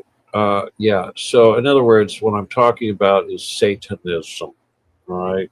It is what it is. Okay. In other words, it's like I really don't care. But the back to the issue here, the question that you're asking me that I'm answering, I'm trying to give you is that he made predictions. He utilized the superconscious. He utilized his satanic teachings and learnings and understanding of the esoteric to try to access this information, and that's where he got this information for his thing. So that's all he did. He didn't go around and read people's minds, do healing, and do some of the other things that you might associate with a psychic. Okay, so now let's bring it up to our friend David. David, regrettably, that was his claim to fame for years, was claiming that he was the reincarnation of Edgar Casey. And I, of course, ignored that shit, obviously. You know what? I did remember hearing that shit. Yeah, well, I ignored it, okay? But, all right, let's just go back to why this is important or not important, okay? Again, like I said, Edgar Casey made predictions. He wasn't a healer. He wasn't a psychic. He wasn't Uri Geller. He didn't bend spoons. He didn't do any of that stuff. All he did was acted like Nostradamus and said shit was going to happen. Okay, so when David says he's the reincarnation, what does that mean? Does that mean that he inherited the gift of being able to predict shit? So I'm going to assume that that's what that means, and I'm going to assume that his career was based on his ability to predict shit. Now, that doesn't mean he had any connection to aliens or any experience in the military or the secret intelligence agencies, if you will, or the mafia for that matter. He didn't have any of that. What did he have? I don't know. You tell me. He thought he was a psychic? Okay. If he thought he was a psychic, what did he do? Did he make predictions? Now, Sean David Morton, he thought he was a psychic. When he was a kid, the little fat boy, he used to go around and he was like a celebrity because he went around and said, oh, this is going to happen. This is going to happen, like some sort of a little prophet. Whether or not any of that actually happened, I don't know. I think what happened with Sean David Morton is he made like some prediction. It could have been like 9/11 or some stupid thing, but I did that too. I did a 9/11 prediction too, but I erased it as soon as it happened because I didn't want to get in trouble. Seriously. I had it on my webpage, my SK Industries webpage. I had a prediction about that shit, and when it happened, I erased that shit right away. I didn't want people to think I was involved, But anyway, like I said, those guys cashed in on that shit, and they were both con men. Sean basically went to jail for it, not just because he wouldn't pay his taxes, but because he used his so-called psychic skills to tell people how to invest, and he got paid for that. That, of course, is not legal. Now, No. David did the same thing.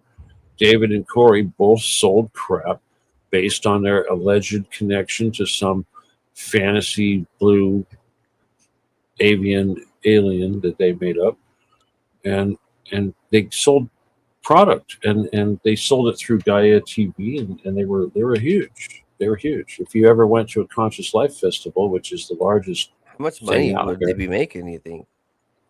let me just try to tell you, it's like Conscious Life is the biggest Expo. Convention, expo, yeah, whatever. And Gaia TV had a whole room to themselves. Holy It was like a shit. big VIP area. Yeah, it was the big VIP area. And that was David's thing.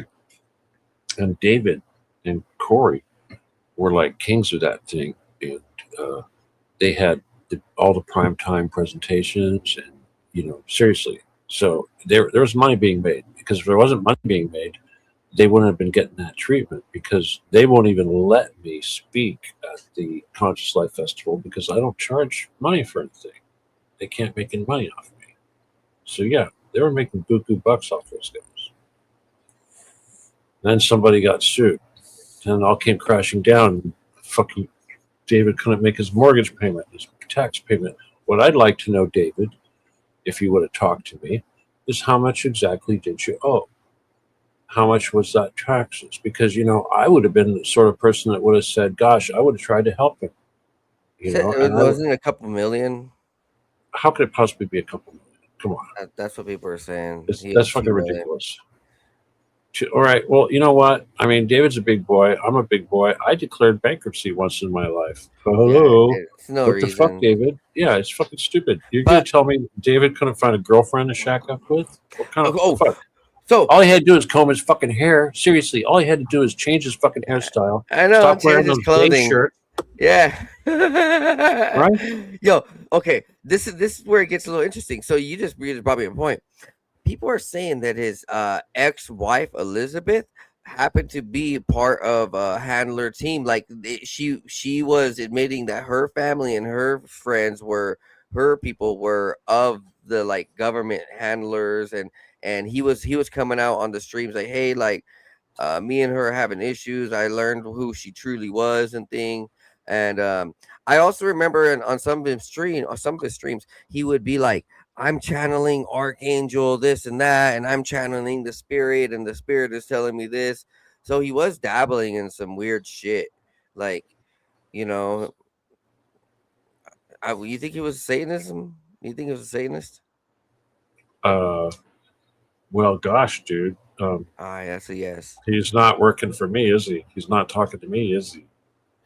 Right. He's not, have you ever heard him? I mean, okay, here's the thing. We were just talking about this tonight, how when people talk to him right before the end there, they were making references to him saying stuff like, you just got to find your Christ center energy and all this shit. That's just some pseudo Christian bullshit. There's a lot of that out there. And you're asking me if David was a Satanist. David took money from Satanists.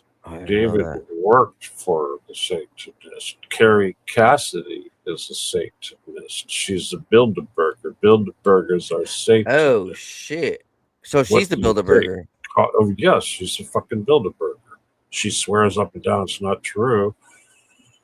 She told me herself, she called me from the Bilderberger meeting and told me that, because the Bilderbergers wanted to kill me. They obviously didn't pull that off, but they wanted to kill these other two dudes too, both of who were friends. One of them actually worked for her. So that matches in line exactly with what's in the Epstein files. Do you remember how he was emailing? He's like, hey, he was talking to some UFO researchers or paranormal people. He's like, hey, we need to make sure that this shit gets silenced and the people can't speak up or whatever, and like the stories get hushed away, and like, yeah, very strange. So, I think right now what we're seeing is definitely a push for this. Like, do you do you think if they were to try a Project Bluebeam, it would work? Because that's the whole fear that, oh, they're gonna try Project Bluebeam, fake an alien invasion. Do you think it would even work? Like, do you think it would? You ask me if people are stupid or if they have the technology. The technology, as far as being able to make this shit actually, like, because like No. I know I wouldn't be able to. No. I They wouldn't don't have be. the technology. They're close, but no, they don't. It's space-based, and they're getting close, but no, it's not. Actual hologram projection, which is what Project Bluebeam is supposed to be, requires a really good. It's like Star Wars kind of thing, only a holographic projection instead of a death beam, basically. And then like fake Ebens coming out of it, robots and like biologically created. Well, there's definitely going to be a robot apocalypse. That's for sure. So that's coming for sure. Yeah, AI is coming for your job for sure. Yeah. AI is coming for you. Yeah. Oh yeah. I always have this. I always have this theory. Like ever since I watched that 3 Body Problem, learn more about it. It's making me think that there has been some truth to what we've been experiencing and seeing with the UFO field and its connection to the military and this possible Greta treaty. That truly, our government has its hands tied and being controlled by this technology, and what we're seeing with phones and Xboxes and AI. Like AI to me is a direct connection to an aliens or other spirit or entity where these computers are being force fed all this information into a mega, to mega computers that are pretty much like data blocks for these higher dimensional. I gotta stop you here. Hang on a second here. Okay, what's your thoughts? No, I mean, okay, you were starting. You at the beginning of this thing, you started. Okay, government. That was the key word. You said government. Again, it's not the government. I mean, this thing that we. That's true. You're right. It's just mafia. Okay, it's the mafia. All right. So the mafia that controls the government. They have basically from day one. This is total Epstein stuff. It's just like your human genome thing. It's all part of the same thing. Like Palantir trying to create this database of humans, trying to create this surveillance state, trying to create the digital currency, the credit system, the AI to replace the workers, the robots, all that shit. It's all part of the same damn thing. And yes, it is all run by this mafia, because yes, this mafia is satanic, and yes, this mafia does want to kill you, because they need to kill 7 point whatever billion people by such and such a time. That's always been their plan. It's really damn simple. But the thing is, as soon as you start saying things like government, then you forget what it is really and who's capable, because you actually, when you say government, you like kind of think for a second that you got some kind of control, or there's some kind of, what the funny thing is, when people think that there's police or military or FBI even that are going to rescue somebody, it's like the people in the Trump crowd who somehow think that they're going to say, oh yeah, sure, children are being kidnapped, they're willing to accept that, but now they think that the police and the FBI, under Cash Patel, are going to actually rescue those children. Never mind that the CIA is the ones that are actually kidnapping them, and the military are the ones that guard bases where the children are kept, and they're fed to the actual government. They've been doing that since like forever. So it's like, people are really, really stupid. Yeah, the term government it's very what's the word? There's not much to it. Yeah, no. There's not much to it anymore. There's just mafia. People need to get used to that stuff. Well, you look at Trump. I mean, come on, seriously. Baron Trump makes $1 billion short selling oil by standing over his dad when his dad says, okay, I'm going to make a trade. And as soon as the trade's done, Dad closes Strait of Hormuz, and suddenly Barron makes $1 billion. I mean, that's illegal. Any one of us that try to do something like that would be put in jail. But they're doing that right in front of everybody in the whole world, and they're not hiding it. And everybody in the whole world knows that Trump's a pedophile, and knows that he's killed little girls and little boys. He's actually eaten some of these kids, and that all these people in his cabinet, like Lutnick and fucking Gates, and take your pick, Elon, they've all done the same thing. None of them are ever going to face justice. It's like the royal family. I mean, come on. The Queen got to live out her entire life without paying for the children she's eaten.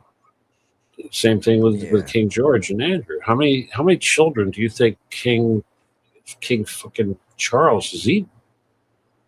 I'd say at least 5,000 by now. He looks sick. He's probably eaten quite a few kids. And guys like David and all these guys, they were propping that shit up. And it's like, you look at his last video. What does David say in his last video? He says, wow, those kids that they're killing in Palestine, it's really awful. But gosh, it's the Jews. We got to love the Jews. They're number one. They're our allies. And that kind of bullshit. It's like, really, Right. David? Pull your fucking head out. There's a lot of fuckery. And then there's Corey Good on his page saying, oh, yeah, Michael Flynn is our man. Really? NSA is your people? Nah, Flynn's a bitch. Okay, so I'm just continuing on with some of this right here, just to see where we can go. Like he was a director of advanced technology and a board member of Stavati Aerospace. That's the first time I've ever heard of this aerospace. But I did hear. Who was? Who are you talking about? So this is Wilcock. People are saying in his biography that he was a director of advanced technology and a board member of Stavati Aerospace. Bullshit. Obviously, it's bullshit. What do you think that means? That means a little think tank of idiots that tried to imagine alien craft and crap that they could try to sell to the government as if they had some sort of actual source to alien technology through some fake psychic. I mean, come on, it's bullshit. Exotic propulsion and advanced aerospace. I actually had a company that did fucking aerospace and actually did sell to the government and actually did be involved in light speed production. You know, I mean, little things like that, but nobody wants to talk about it. I was the only one in this industry who was fucking real, dude. Seriously. I mean, the rest of these guys were fucking fakers. I mean, seriously. He's trying to sell himself as some sort of expert in technology because of what? Psychic skill and ability to fucking meditate and get words from aliens? He's never had any interaction with aliens. Hell, I interacted with aliens twice. I would assume he was taking money from some political party. The mafia. The mafia, the Satanists. Yeah. That's the political party. He took money from Carrie Cassidy. Can you tell me about this Carrie Cassidy? You mentioned her a lot. You don't know Carrie Cassidy? I've heard of the name. I've heard of the name. But is that red-haired girl? She's doing shows tonight. No, that red-haired girl was actually Carrie Cassidy's assistant for an event that we were doing. Did she die? The red-haired girl? Madison. Her name is Madison. I don't remember what happened to her. She lives somewhere else. She moved. She had issues too, but I remember this event. I'll just tell you a little story. Okay, this event, the event that was in that picture that you showed, my arm around David, or David's arm around me. That was right after I told David that I was going to be his security for the event. Because if you look at that tag, I have two tags. One tag says speaker, but under that tag, it says security. So I actually was packing a Glock at that moment, and I had to interrupt David from talking to that redhead. That he was being a creep. Seriously, he was being a creep. I come up to him because it was my job. I was being security, right? Fucking hear from David, listen to me. I come up to him at this. We were at this hotel where the event was at, and he was in the bar talking to the redhead, and I'm like standing there. David, I need to talk to you. David, I need to talk to you. He's like, yeah, whatever, yeah. He wouldn't stop talking. I hate that. That is so unprofessional when somebody won't stop talking. I mean, a professional speaker knows not to do that. You got to acknowledge everybody around you. You can't just ignore everybody and talk to one person. Really rude. Anyway, I finally interrupted him and said, David, listen to me, damn it. Let's only take a second. I'm going to be your fucking security. My job is to kill anybody that tries to hurt you. You know, that, and Carrie, there's certain people that we had to protect. There was Carrie, David was one, and there was Arthur. What was Arthur's last name? Arthur was some guy that she was bringing in. Do you remember Arthur? Probably not. I could look it up, but it doesn't matter. There was a guy that she was bringing in from, I don't know, Malaysia or something like that. He was like a whistleblower that was, paranoid, whatever. But I had to protect him too. and just watch out for idiots at that event. There were idiots. Some guy showed up at the event with a, let me see what he showed up with, a big knife and a baseball bat. Seriously, a guy came into a guy came to the event with a big knife and a baseball bat. Besides the weapons, I do hear a lot about these events and these conventions where in some of these events there are mysterious figures showing up, you know, some like Men in Black type people. Not just that, but there are some entities. And if we're looking at like even I've got them on film, dude. I've got bona fide fucking aliens on film at one event. And this is even from this is from my friend with my podcast, and I've had her on multiple times. Sherry Ariano, she's been at a couple of these events, and she's talking about Stephen Greer and how he is by far one of the fucking weirdest vibes. Does not feel like a human. I'm looking at like some of these people, like Stephen Greer, how all of the people around him have died. Seemingly, he's the only one alive. He's a fucking. He must be a Fed. Like, but he could probably be an alien too. Like, all right. Stephen Greer. Okay, first of all, as far as the alien thing is concerned, it's very possible some of these fuckers that are. If you could see some guy like that you're talking about, he says he's not acting human, he's acting weird. Yes, there's a good chance that fucker is a fucking Draco. Okay, I've run into two people like that. Okay, both of them were weird as fuck, and you could tell they hadn't been humans very long because they did shit kind of weird. Okay, all right, and then. But the other thing about Stephen Greer is that he, from day one, has worked for the enemy because he even took money from Rockefeller at a very early date when they gathered up all these so-called, whatever you want to call them, New Age truther types, and he was one of them. And they basically pass that as a rumor. It's not a rumor. There's fucking photos of the motherfucker. Okay. There's photos of him. He's been a fucking con since day one. He's always dirty reptilian slimy lizard. Yeah, well, David is kind of up in that category, to be honest with you, but God rest his soul. You know what? He should have just talked to me. All right, let me just tell you this, okay? This is more important, I think. When Sean David Morton died, he had throat cancer, and I approached him and said, "Dude, I'll work on you. I'll do healing if you want." And he said, "Yeah, you know, he could talk, he could type. All right, he could type." And I said, "But here's the thing. You spent your whole life lying and saying bullshit, and now you've got this ridiculous throat cancer." I said, "Part of your healing is going to require that you actually have to tell the truth, and I'd like you to come on my show and do that." Anyway, he didn't want to do it, and instead he went on Kerry Cassidy's show and spewed a bunch of bullshit. Died so eventually. Okay, so I would have said the same thing to David. I would have said, you want to save your life, you want to save your future, you want to have a future, you want to lose the guilt of having spewed all that bullshit for your whole life and have nothing to show for it. Join me, join my cause, lend your voice, your however many thousand followers you have to my cause, eat a little crow, admit that you were fucking lying, and join me. And yeah, sure, he would have lost Kerry Cassidy, and most of his fucking followers would have fucking blown the fuse and thought he's gone nuts and that the CIA took his brain or some shit. But no, that would have been his salvation. Okay? Seriously. Any one of these fuckers, I will say that to any one of these assholes out there. I said this to Craig Sawyer. Okay, Craig Sawyer, he's a killer. Awful, awful person. I told him the same thing. I said, if you join me, all will be forgiven and I'll protect you. Hell, if fucking David had called me, he'd be sleeping on my fucking couch. You know, seriously, we'd be feeding him. We'd be getting him fucking money. We'd find out what he owes. We'd help him sell that fucking property. We'd take care of whoever was causing problems, like his fucking wife or whoever the fuck was causing problems. Now, if he owed $1 million for some bullshit because he conned people and got screwed, well, that's called bankruptcy, dude. And if your ego is the only thing keeping you from doing that, my God, right? I mean, he must have had some value still, you know. And to me, yeah, that value was, say, oh, I don't know, telling the truth and helping me with the only mission that's going to actually save the earth, instead of being a fucking loser trying to take people's money like all these other idiots for all these years, like Corey Good is still trying to do. I can't believe he's still on the internet.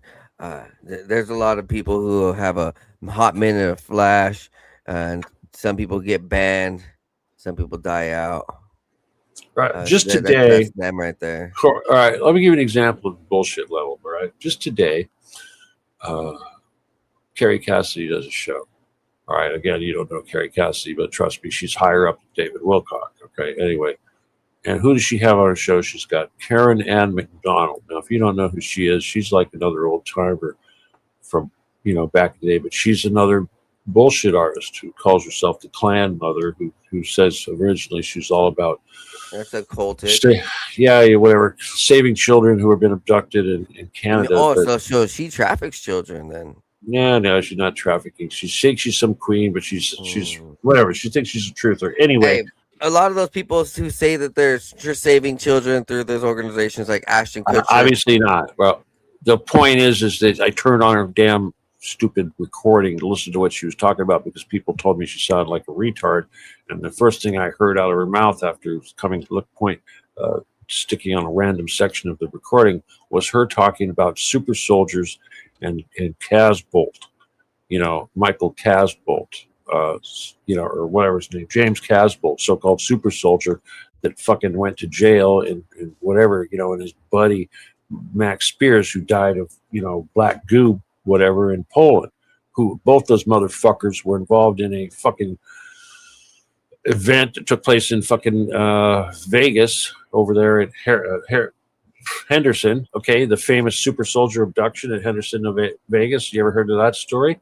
And coincidentally, if you're going to talk about death, let's talk about James Rink, the other big name that just died here recently. Okay, did we all forget about James Rink? These guys are all connected. Let me tell you something about James Rink. Listen, let me tell you something. Okay, James Rink had this thing called the Cube. You ever heard about it? Which type of cube? I don't know. He said it was some kind of alien shit. He'd been pushing that thing for some time. I think. Well, the last time I saw James Rink, his cube got stolen. Now that James Rink is dead, I wonder where's his cube? What's going on with that stuff? And again, like I said, those are the big names. James wasn't even a big name. I mean, he was like James Rink was not a David Wilcock or a Jordan Maxwell or a Sean David Morgan or even a me, but he was still a big ass name. So you talk about big names, and James Rink, of course, everyone says he was taken out by some sort of device or something, which is very, very possible. Andrew Basaggio, they took him out with a device. Earl Weber, Frank Lloyd, whatever's name, Weber, Andrew Lloyd Webber, I can't remember his name. One of that guy, they screwed with him. When did Basaggio die? You said? I don't remember. Andrew Basaggio? I remember him. I remember listening to him. Well, he got screwed with too. Okay, everybody got screwed with, but he was kind of a weirdo too. All right. Yeah. Anyway, what can I say? Well, so he didn't die. He just got he got blinded actually. Oh yeah, it says right here. Yeah, legal blindness, kidney damage, Whoa! It says due to radiation exposure. They zapped his ass. Well, they pointed shit at his house, and he didn't have proper protection. Right, but he was also part of Project Pegasus. Remember, he said. Well, whatever. They eat their own. Okay, that's the thing you got to remember. They eat their own. Okay, that's why they can't touch me because I'm not one of them. But if you're involved with those people, yeah, when it's your time, it's your time. Even if you do it by yourself, I guess. Do you believe that? So let's get esoteric a little bit. When we hear about like ancient stargates, or even nowadays where these scientists want to travel through wormholes or whatever, do you think that they're morally right? Do you think it's possible that these people are going underground into caves and networks to other lands, or they go into extra territories around extra territories and extra territories, or another world, go into space. What is your I already told you what I thought. I thought that several of them getting shipped off to Area 51 type places. That's a for sure. and then some of them are just getting taken out and exterminated because they've served their purpose, they've done their research, they've provided the information needed, or they're not necessary anymore, or they're getting ready to share what they learned with someone else. They didn't want that to happen, or they weren't interested in taking a new job in Area 51, or maybe they had families and stuff that would have prevented them from saying yes to such a proposal, or they knew right away that they weren't predetermined to take such a job. Well, And I guess that's my why question is, like Andrew Bastiago, do you think they're really going to Mars? Do you think they're really going to these other planets? Like, are they traveling through spaceships? Are they getting picked up? Are they going through wormholes? What black hole? Like, how are I'm 50-50. Because I don't know whether these planets really exist. Right. Okay, first of all, fuck the flat Earth shit. Planets exist. Yes, they're right. going to Mars, and yes, they're going to the moon, and I'll explain to you how that works. First of all, there's no such thing as wormholes, but what there are jump rooms. Now, this is alien technology, and I'll explain how it works. I thought wormholes existed. No, it's not wormholes. Damn. It's bullshit. They made that shit up. Anyway, okay, here's how it works. It works using quantum coupling. First of all, quantum coupling of electrons. Okay, it's basically what the same technology as quantum computers. So the technology that's going into trying to develop a quantum computer is basically all of human math and everything up to that point, because basically quantum computing is the progression into the quantum. Quantum is infinite. Now, so all our advanced math, probability, relativity, all that stuff. This is quantum stuff, and it's all trying to solve stuff that essentially doesn't exist. Like tensors, vectors, and all this bullshit. So anyway, so what this means is that in order to have like a qubit, which is the basis of a quantum computer, you have a qubit. You start with a single qubit. The qubit is either an electron or photon. Okay, it's a single particle, isolated. However they do it, there's many ways to do this, but anyway, that's the idea. They isolate one of these particles, and then what they do, they take that particle and they screw with it in such a way that particle stops being what it's supposed to be. Okay, so basically what it is, it's a single particle. Okay, it's not spinning around a proton, it's just sitting there vibrating, doing its thing, being what it is. The closest way you could assimilate it to what it is in reality is string theory. Okay, it's basically a string theory, but it's solid. Okay, if you were to take that little vibrating string that they talk about in string theory, it would be this little ball thing that was basically moving around. So they take this little ball thing that's moving around, which is this ion, and they screw with it either by through oscillation or microwaves, whatever the hell. Anyway, they screw with it until it stops moving the way it's supposed to move. Okay, so in other words, if it's spinning a certain way at a certain speed and a certain orbit and all that, they'll knock it out of orbit or they'll make it wobble. Okay, and the idea is that they're trying to do is they're trying to introduce a abstract movement. Okay, so in other words, instead of spinning around or doing whatever it's doing forever and perfectly, and now and making itself what it is, what it's called is initialized. Okay, initialized matter or hard matter or real matter or what you call reality is basically something that is initialized. And by initialized, that means it's basically got instructions that tells it what to do or what to be. Okay, if you de-initialize it, now suddenly it becomes soft matter and it's waiting for instructions. That's your string theory going, okay? So what they're doing is they're taking these things and they're knocking them until they're de-initialized. And once they become de-initialized, they have the ability to be anything, okay, anything, infinite anything. Now, infinite is a concept that's probably difficult for humans to understand because infinite is infinite, which means if you're saying this thing could be anything in infinity, obviously stuff that is reality, then it can be anything. And so in other words, if you're trying to answer a computer question, And this is what Mars. You want me to skip to that part? Fuck. Okay. Whoa. All right, I Well, won't tell you how. we're all fucked. I mean, all right, I'll tell you how to get to Mars. All right, fuck. All right, look. Here's the rule about quantum computers. So, in order to make a quantum computer, you have to have the ability to take that particle and deinitialize it. Okay, and then you have to be able to have a machine somewhere in the galaxy that can basically recreate that particle, reinitialize it. Okay, and the reason why that beam works. me up, Scotty. Yes, exactly. Beam me up, Scotty. Okay, so that's exactly what that is. All right, now here's the thing. The first trick is to do it with one damn particle.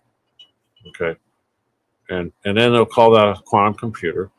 But if they can take that particle and put it back to normal, make it stop. They've successfully done that already. Well, that's what it is. Okay, so what that is that's taking a particle and turning it into a wave, and then turning that wave back into a particle. See, that's particle wave physics. See, so when it's a wave, it's like a radio wave, and it becomes information. Okay, radio wave is information. It's a sine wave. It's information. Okay, but particles like matter. But anyway, so they can send actually reverse that and send bad waves and bad signals into us. Well, of course they can do anything. Remember, infinity. So they do. Infinity. Oh wait, yeah, they already do that. Infinity is infinity, man. Come on, man. Infinity means infinity. Don't you understand? So, that means whatever. That's why they're so afraid of it. I have heard many times though, Gene Roddenberry was very, very much friends with a lot of the people with these, high aerospace military type people who were studying a lot of these technologies, and he was incorporating a lot of the technologies into his program. Well, of course he was. Of course he was. They did it on purpose. Come on. They made friends with him so that they could fill him with stuff. They still do that. They did that with whoever. Take your pick. Star Wars. What's his face? Talk about people like to talk about not Francis Ford Coppola, but the guy. Oh, the moon landing. he fucking goods himself out. Oh man. We're gonna go down real quick. I'm gonna play this 76ers highlight, man. Oh yeah, you're gonna make me trust the process. Oh fuck, you're gonna make me trust the process. Oh fuck, you're gonna make me trust the process. VJ Edgecombe, hey, shout out to the youngest rookie with 30 points, 10 rebounds, and 5 threes in a playoff game. Ain't no other rookie has had 30 points and 10 rebounds in a playoff game, I believe, since Magic Johnson. Or he was he's been the youngest since Magic Johnson. That's fact. Here. Let's see this shit. And then the extra for style points. Take a little bit of contact, wrap that thing around. He is taking that thing all around. Savage. So what we got next, the BBC has uncovered a pattern of market spikes before Donald Trump's public announcement about Iran. $100 million. Fucking Trump. Fucking Trump. All I know is that there are some people in this goddamn organization, and you're here. So there's some people in this current political organization that we got in this White House who are making bets like an hour or 5 hours or 6 hours before they make a goddamn military action and before they're making moves. And so there is clear evidence of insider trading within the White House, and these guys are fucking stealing our money, selling us to the Jews, fucking ruining our country, making the whole world hate us. So yeah, fuck these guys. Fuck these guys, for real. Fuck these guys. Dude. Hey, but there was a cool gathering yesterday for 420. Look at this. Hey, this is Manhattan, New York. Look at all these people out here. This is awesome. Yeah.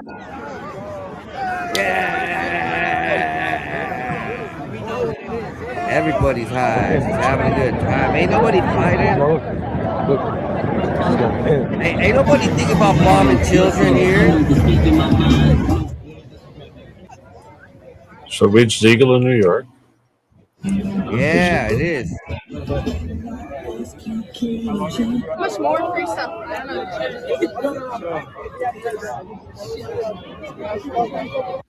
That's a cute hat. This is a good time, guys. You know why? Because out here, ain't nobody thinking about bombing children at this weed event. But our American government thinks about that when they go to war. They should be. They should be thinking about it. They should be saying, fuck that, right? Anyways, Gregory Little dropped his 3rd edition of the Illustrated Encyclopedia of Native American Indian Mounds and Earthworks. I've had Greg Little on my podcast. He's a very cool, awesome, great researcher. Next up, we got this is something that people have been talking about for a while. It is now declassified that the CIA has created Lyme disease at Plum Island with Nazi scientists and released the ticks. Man, let's see. We already had documents. Now it's totally confirmed. What type of government pulls crap like that?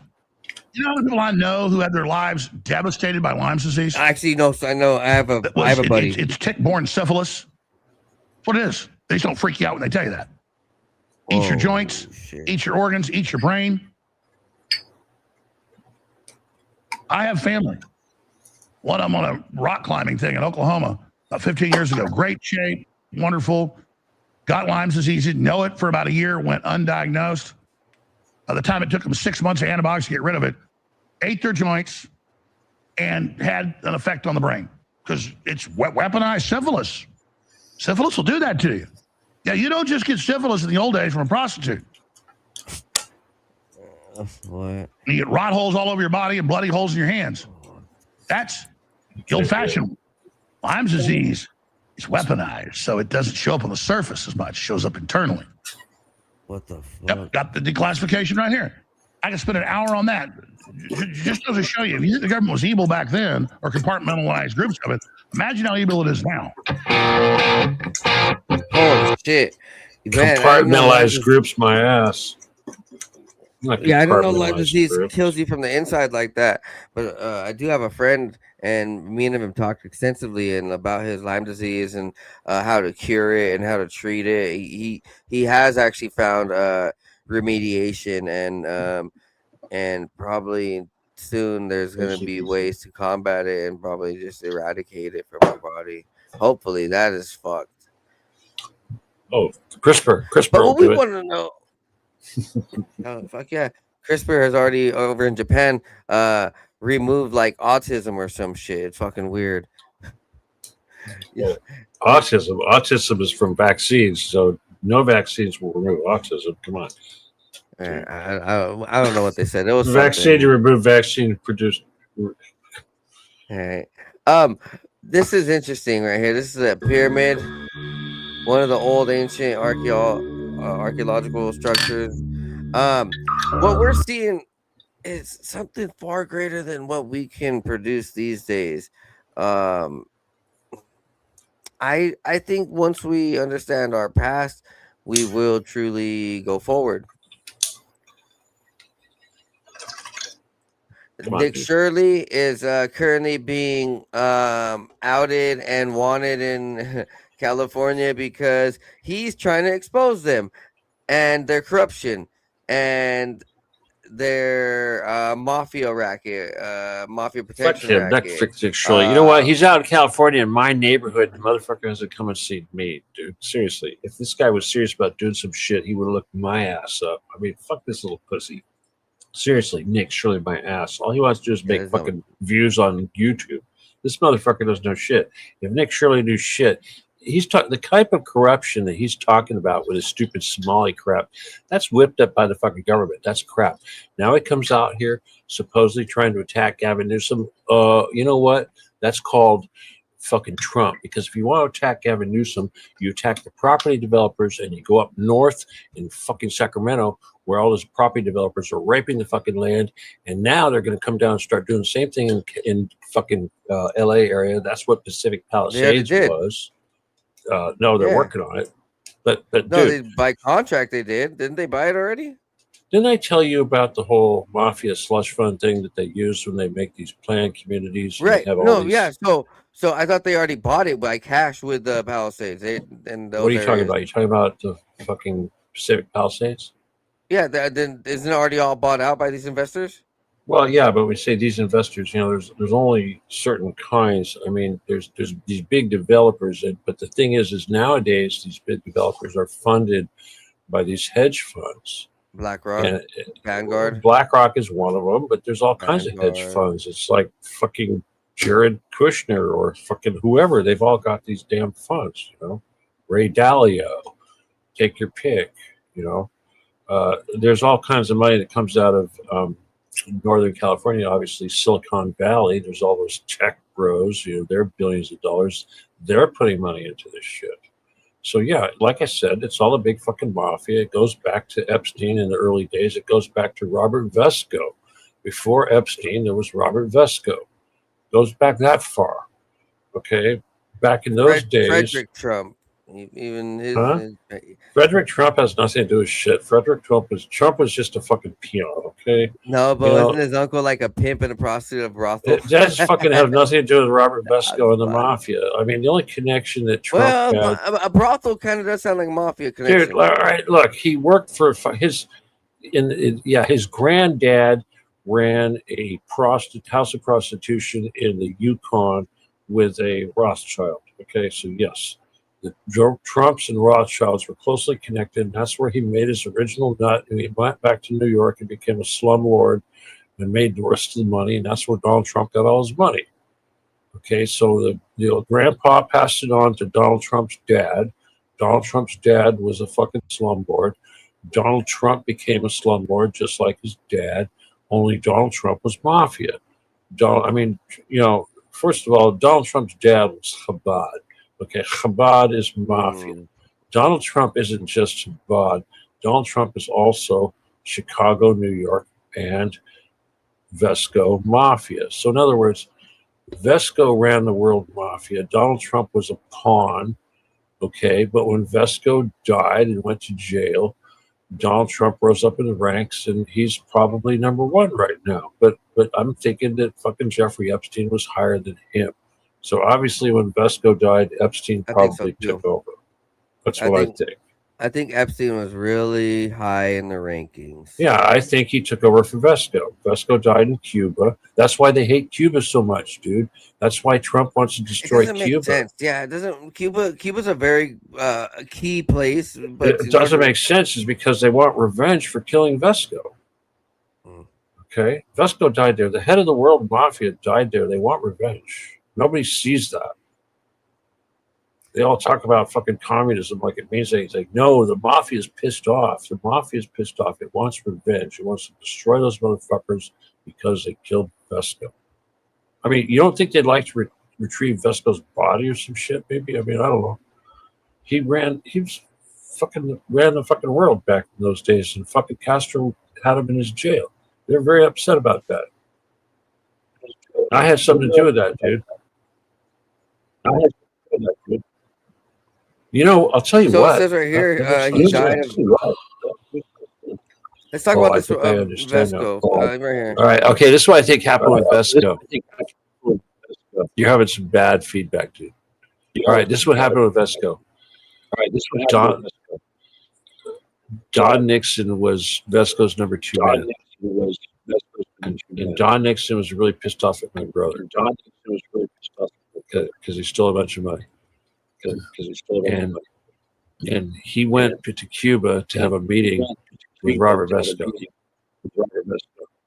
So the Cuban authorities, all they had to do is watch Don Nixon, and Don Nixon took him directly to Robert Vesco, and they threw Robert Vesco in jail, and he died there. And the United States and the government, the mafia, is still pissed off about that. So yeah, I had something to do with their killing that dude. And why? Because he fucked me over. And so that's one of the reasons why they won't kill me, because they know he'll die. And so that's one of the reasons why they won't kill me, because they know That's just one of the ways you can die. Die in jail. That's just one of the ways you can, family dies. You die. Family, going to jail is one of the ways you can die for sure. You know who else went to jail? Roger Stone. Roger Stone fucked with me. Or you can lose all your money. You know who loses all their money? Roger Stone. James Roger Stone's an Caswell. He interesting lost all dude. I'm getting some serious feedback. Yeah, 1 second. Let me go ahead and reset my mic.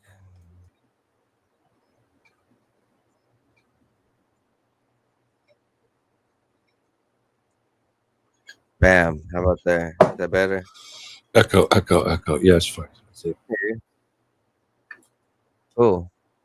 There we go. Yeah, it even showed up laggy from my end. So right now, you're talking about this Vesco and this mafia. What we're even seeing is the same thing with Venezuela and Iran and these places where they were powerhouses for where they were. They had oil, but they also had they. What does this have to do with Vesco? No, well, so just over to or over corruption. Corruption. Well, there's no corruption in either one of those places. I don't know where that comes from. You don't think that? No, like us. I think that was bullshit. America going in and that's us. That's us. We're the corruption. That's what I'm saying. Nowadays, America is the corruption going into Venezuela. Well, whatever the Venezuela bullshit's going on, it's because of us. That's all bullshit. I have no problem with Simon Bolivar or Bolivarist governments. In fact, the whole history of South America has been one of revolution, and it's nothing but imperialist powers. In fact, it was a damn Scotsman. I think it was not an Englishman, but I'm sure he might have been Scottish. But he was that movie they made, Commander, whatever, Russell Brand, not Russell Brand, but I'm talking about, played the role. Yeah, there was a daring Englishman, sea captain, that basically was responsible for liberating most of South America, the western part of South America. Yeah, like after the 1300s. Captain, commander, something like that. After the 1300s, it seems like South America became a different world. It's 1300. Well, I mean, obviously the Spanish conquistadors fucked everything up, and it was fucked up. Yeah. The fucking aliens and shit were running shit up until that point. But come on, hey, it's all bloodthirsty shit going on over there. But, so they replaced the bloodthirsty shit with some Christian shit that got brought in by Fernando Cortez. It's more bloodthirsty Christian shit. It's just more different bloodthirsty shit. But the thing is, like, it turned it into monotheism, and it made everything bland and weak. So now they got fucking Scheinbaum and fucking Millet over there to fix that, huh? No, yeah, well, Scheinbaum seems to be against the Zionists a little bit, but Millet seems to be one of them. How do you figure that Scheinbaum is against the Zionists? Where do you get that? She's against America. She's fucking Zionist as it comes. Yeah, Zionist. She's totally Zionist. Scheinbaum is against America. So like, against America, what does that mean? Scheinbaum is just a Jewish woman. It doesn't matter against whatever she says. It's just an act, obviously. Right, but Malay though, he's Malay-Kowski. He's Netanyahu's cousin. So I don't trust that. He's whose cousin? Netanyahu's. You think he is? Well, I've never heard that before. Netanyahu's cousin. So. There's a little actually family tree I could show you. Malay-Kowski is like that's interesting. That's interesting. Is their original name? It's their grandfather's name, and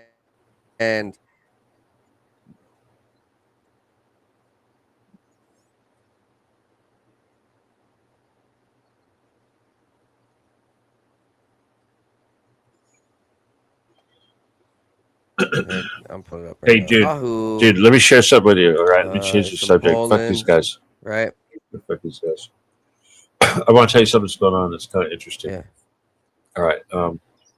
Because of the Iran thing, we've been trying to kind of get a hold of those guys who are doing the Lego videos, right? Because we want them to kind of help out. Now, I know that's kind of dumb because they're very Iran-based and they're not going to get it, but we still made contact with them, and they seem to have had some effect on them. But as a result, all of a sudden, out of nowhere, the Masons have decided to attack me, Stephen D. Kelly. And when I say the Masons, I'm talking about guys like Gary, what the hell is Grinsberg or whatever it is, 33, GG33 and all that. You know anything about that? Big Mason bullshit. You said no. GG33. All right. Well, let me explain to you No, I what don't it know is. Okay, this is GG33. You know the Tates, Tate brothers and all that. Yeah, I know that they're Okay, his Andrew Tate. like Okay, his father's Andrew a Mason. Or something. Okay, Yeah. there's other guys too. There's Andrew Tate. There's Fresh and Fit and Fresh. That guy, Fit and Fresh. You know him? No. All right. There's a bunch of people who are like influencers, if you will. They're male influencers. Yeah.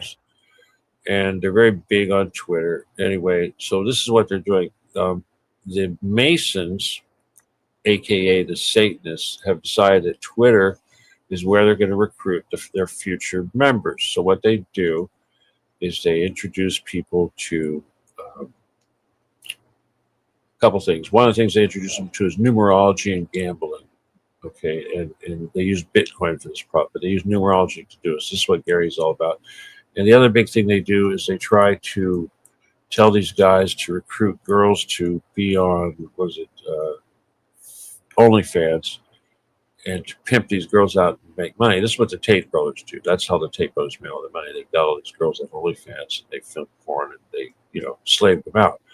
And so anyway, this is what they're trying to tell people to do. But anyway, Gary is, there's a name for what Gary is. He's like, he works for Mossad, but he's like the guy that works for Mossad for free. But he's also mafia. He's like Cleveland mafia, working with a Florida mafia. I've been talking to the FBI about this guy for a while, but point is, his big thing is Mason.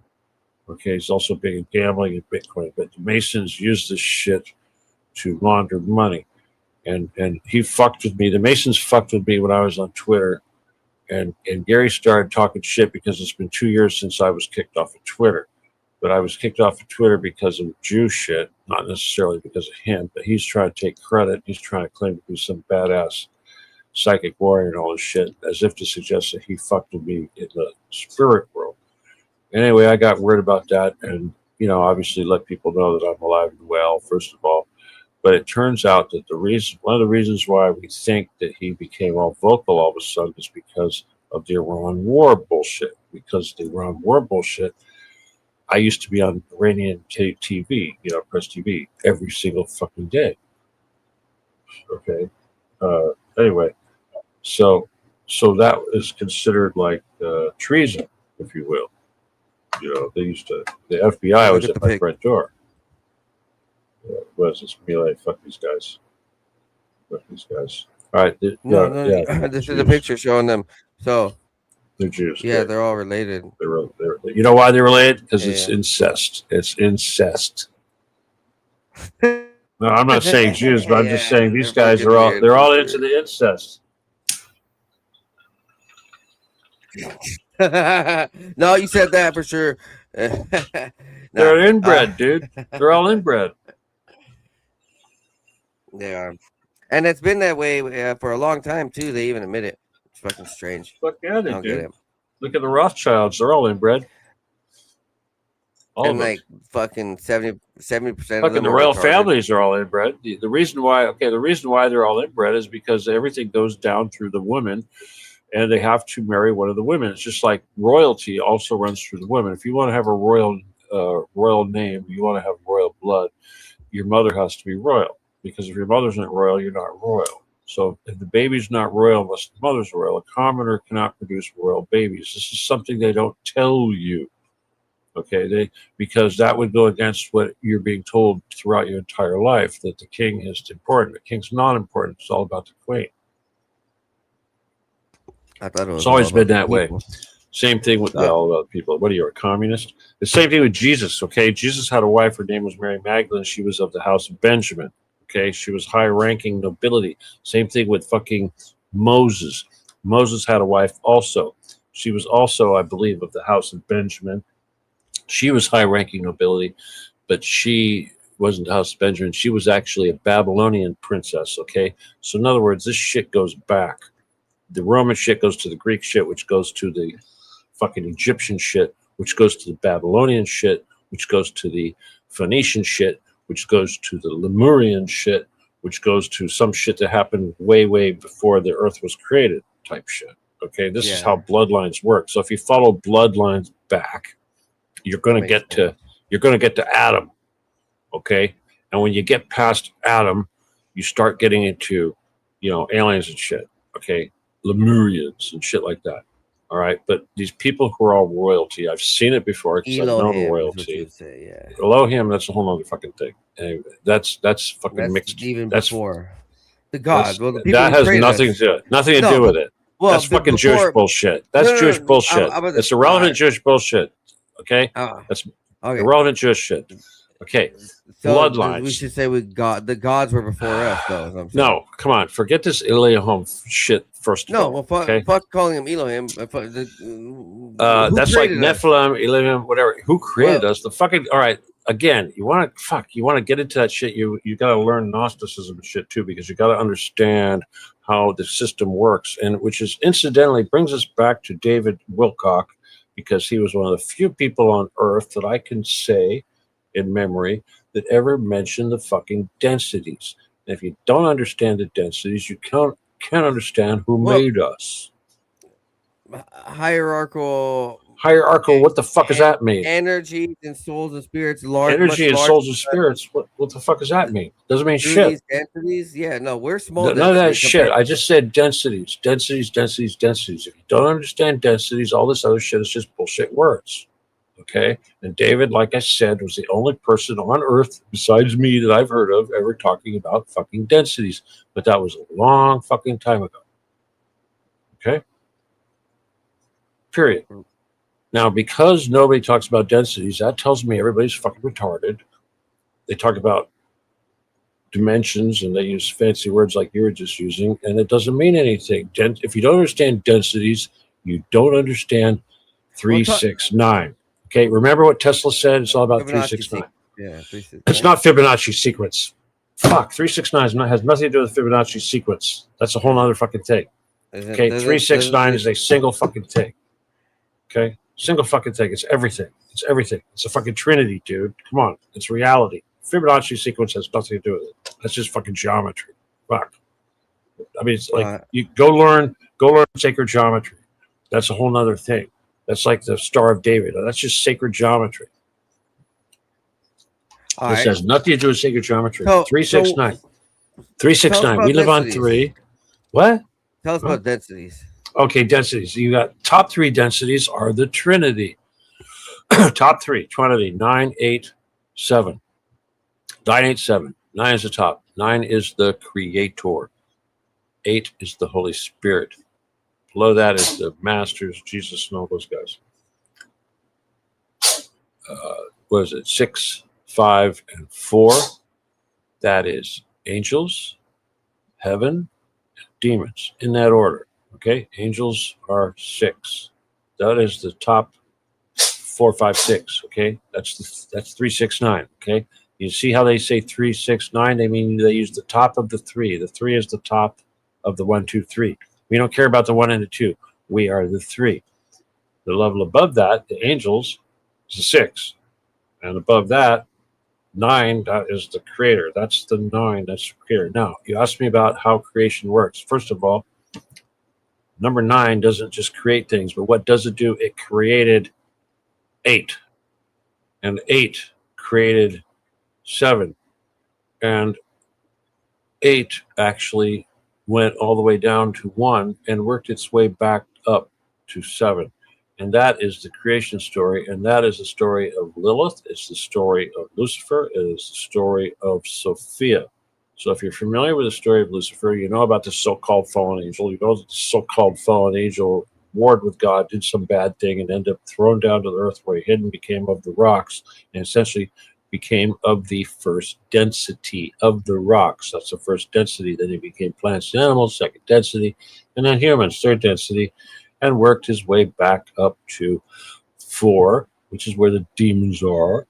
And Lilith, if you know the story of Lilith, you'll know that Lilith was Adam's first wife, and that she fucked Lucifer. She fucked Satan. She made demon babies. That's where the demons come from. There's your so-called Nephilim. Okay.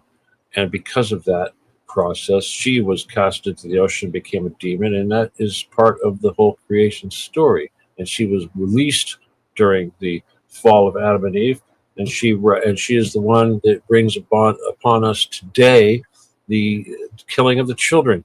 The killing of the children, the sacrificing of the children, that's not Satan, that's Lilith. That's what Lilith does, because when Lilith got cast in the ocean, it was because she refused to fuck Adam. And when she refused to fuck Adam, God sent the angels, and the angels started killing her babies, and she said she would kill all the babies as revenge. Okay? And that's why they kill babies. Okay? And Lilith is that little girl on this cup of coffee when you buy Starbucks, and she's got the fishtails. That's Lilith. Okay? Lilith's a very angry woman. She's been scorned since a long time. And you know what? You know how creation works? Everybody goes back home. So guess what? Even Lilith gets to go back home. Now, I know that part of my job with this whole Occupy the Getty thing is eventually, when we take care of this one bunker, we're going to have to deal with all the other bunkers. And we're going to have to deal with all the fucking aliens and the fucking demons and shit. Eventually, we're going to get to Lilith. And guess what happens when we get to Lilith? What do you think happens? Fucking beat her ass to smithereens. You mean like a video game, the final boss? Fucking send her to hell. Send her to hell, toss her in the lake of fire. Well, trust me, a lot will get tossed in the lake of fire, and it's not as bad as you think, because you actually come out the other side clean and ready to go home. So the lake of fire is just a cleansing process, and there is no such thing as eternity. You do come out of the other end. That's a kind of important. Now, I'm not saying it's a good thing to go to hell, because trust me, it hurts, but it's not what you think as far as this eternity crap goes. I really don't think hell exists. It's like, well, obviously it's bad, but it actually takes about 3 years to get through hell, and then you get to go be a I think big it's like guy. purgatory. No, purgatory is more like what we call heaven. Purgatory is like, actually, they got it all screwed up. Purgatory is what actually the fifth level density it is. Okay, hell is the fourth level density. Hell is where you go if you're one of these people that sucks in more energy than you give. Hell is McDonald's. Hell is McDonald's, he says. Yeah. Hey, no, it's like remember, the golden arches of ball, the golden arches of ball, the golden arches, they be chopping the babies and throw them in the food. Bad service, sloppy burgers. Hell is what they're trying to make this like. That's what that is. Come on. Oh, look at that. It's almost 1 o'clock. Hell is the fourth density. That's where the aliens eat people all day, and there's nothing you can do about it. That's another show for another day. But I think we've had a great time wrapping up right now. We did good with this UFO paranormal. All right, dude, I want to tell you one more thing real quick. We're making a video game, which is funny because I just saw today when I was looking up the David Wilcock crap. I looked Corey Good up, and Corey Good says, "Yeah, he's making video games and comic books." I was like, "Really, fucker?" It's like, "Oh, you're making video games out of your Blue Avion crap." But anyway, yeah, we're making a Getty video game, dude. It's badass. And let me tell you something about this shit. Because this is where AI comes in. All right, this is crazy shit. You know anything about in the video game?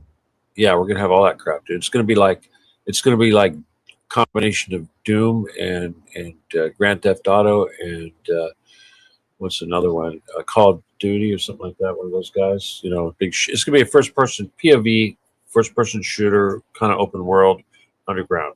Yeah, and it's gonna be Getty. In fact, right now it's gonna be so Getty that I'm actually digitizing the art. That's what I was doing when you called. We found a program, dude. Blender? You know anything about coding and shit? No. I don't code. You play video games? I do, but okay. What? Just give me an example of video game you play. Monopoly. No, I'm Halo. Right. Battlefield. Okay, Halo. He plays Halo.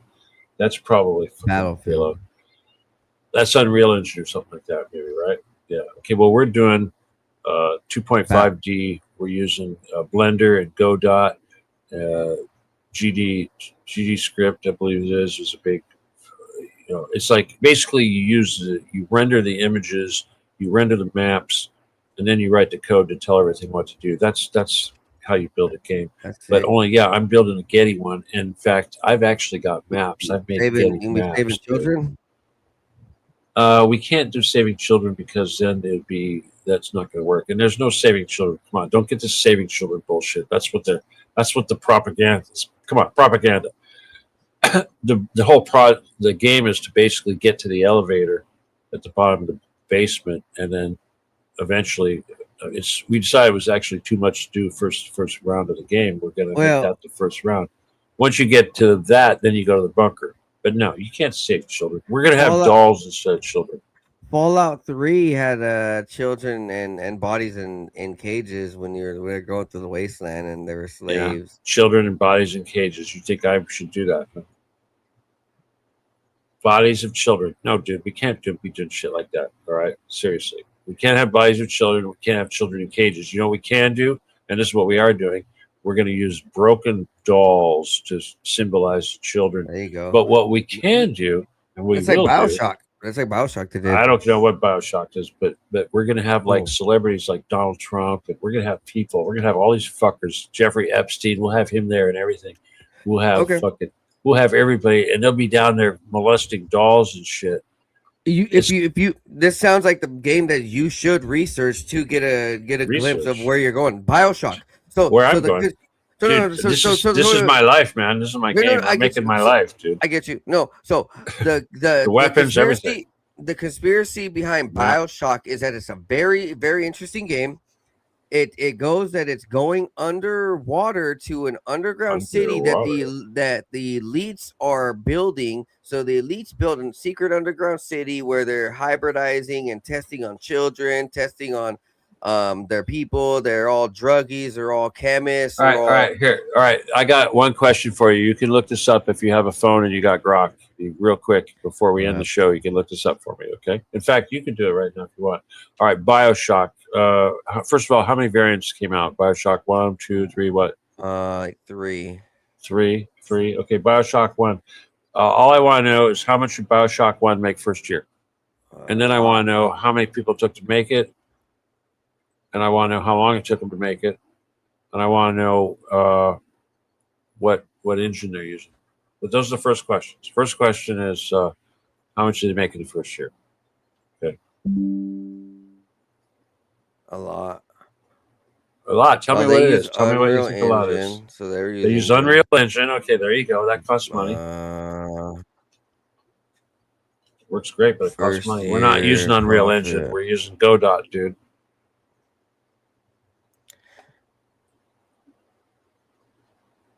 Yeah, how much did he make?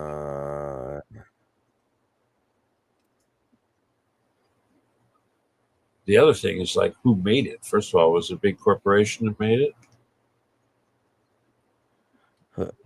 I forgot the name. It says Take-Two Interactive. Take-Two Interactive. Is that an independent label? Probably not. Yeah, it's kind of like an under label. Corporate. It said it lost 30 million in the first year. It lost 30 million in the first year. Oh my god! But it gained it over time. Anyways, no, what I'm saying is the storyline of the game. The storyline of the game is very interesting. People were like, dude, "Is this it Epstein's lost Island?" money, and man. then it lost money. It was too ahead of its time. No, because they did it wrong. That's why they did it wrong. But yeah, the story was crazy good though. Well, it wasn't. My story is crazy better, and it's real, and everybody knows it because they know me. Anybody that knows the Getty thing will know this and will want to do it. It's already going to be viral, dude.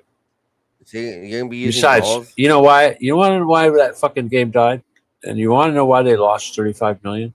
Because they had 35 million to fucking lose. And those of us that play games say, "Fuck those big labels. We don't give those companies our money. We go to independent little guys like the guy that made Schedule 1, which was one single man, and it took him however long to make that game, and he made 100 million the first year. Okay, first year. What's Schedule 1? Schedule 1 is one of the more popular games on Steam. So even a bad game on Steam still makes money, usually in the Yeah, millions. Steam's cool. Okay. Yes. Yeah. Steam's Now, cool like that. yeah. So I plan on being on Steam, and I don't plan on having a bad game. All right. Yeah, I that's what's plan on up. having a fucking viral legend of a fucking. I didn't Getty. know what you were making it on. Yeah, fuck yeah. I told you Steam's- the Getty. It's based on the Getty. Only I'm not no, calling it the Getty. I meant like Steam. I didn't know what console or anything. But you make Well, obviously computer. Steam. Yeah, Steam is Computer. it. Yeah, if you're a gamer, you use Steam. I got an Xbox. I don't use. They don't cost that much to get on Steam, dude. It's only like $300 a year to get on Steam. Yeah, but do they have it for Xbox? Of course they do. Oh shit! You can get it on all the consoles. So I can right? play. Yeah, you can play my game. Yeah. Anyway, we're going to try to come out with this thing in as soon as possible, dude. Really. You know what I mean? All right. Hey, you know what? That sounds Oh, like. all right. Here's what I wanted to say, though. Here's the important part. You can do everything using AI now. Everything. Yeah. And now I'm not talking about AI art because I despise AI art. But you can take an image of something, anything you want, and you can feed it into AI, and that AI can be fed into your rendering program like Blender, and it will create an object that you can interact with in a game that looks exactly like the real thing in real life. And you can populate your game with this shit. And it's like, what stuff you can do now? It's incredible. And trust me. Okay, here's what I'm doing. We're doing a Getty game, right? And when this game comes out, it's going to coincide with the Getty closing down for a whole year for the Olympics. So we're going to take all the art, all 450 pieces of art. Yeah. It's closing down for a whole year. Oh yeah, big red flag, huh? Yeah. That's fucking. Oh, I forgot to tell you about that. Huh? That's weird. Oh, we're big red flag. Ooga, ooga, ooga. Yeah, no shit. Yeah, hey, man. Yeah. All right. Well, anyway, this is where the game. On our podcast. Yeah. Well, so all that art's going to be moved downstairs. See, during that period of time, because they're going to nuke us. That's what their plan is. All right. So anyway, so the game is going to be about the art moving downstairs, and there's all the art's going to be downstairs. And when I say all the art, it's all I'm going to have exact replicas of all the art downstairs, and you're going to fight amongst that shit, shoot holes in it, everything. That's where you look exactly. And not only does it look, it's not like a JPEG. It's like a 3-dimensional object with a frame and everything that you can move around and turn around and shoot, kick. And you go down unlimited levels? Stack up. It's my game actually has 7 levels, not counting the actual Getty itself. But yeah, there's a tram level where you get off the tram at the Getty, and then after that, there's 6 levels of basement. And as they go down, the levels get really, really, really big. In fact, it's so big. My maps are so big. Oh God. It's like Red Dead. You gamer, you play Red Dead Redemption. That's like a really big map. All right, think of the biggest map that you can think of. All right, here's the thing about No maps. Man's Sky. No Man's Sky. Well, that's okay. You're talking about an infinite map. It's not infinite, motherfucker. It's not infinite. Listen, come on, dude. All right, my map, usually in a map, they have this thing they call map to map. All right, so like you have a big map and you go from this point to that point, and it's map to map. Or if you actually had to ride it, it's like, let's say if you're riding a horse and you're riding across the entire map of Red Dead Redemption, it takes a long time. Or you're in a car and you're driving across the entire map of Grand Theft Auto. Grand Theft Auto, exactly. It's going to take you a while. It's going to take maybe 10 minutes.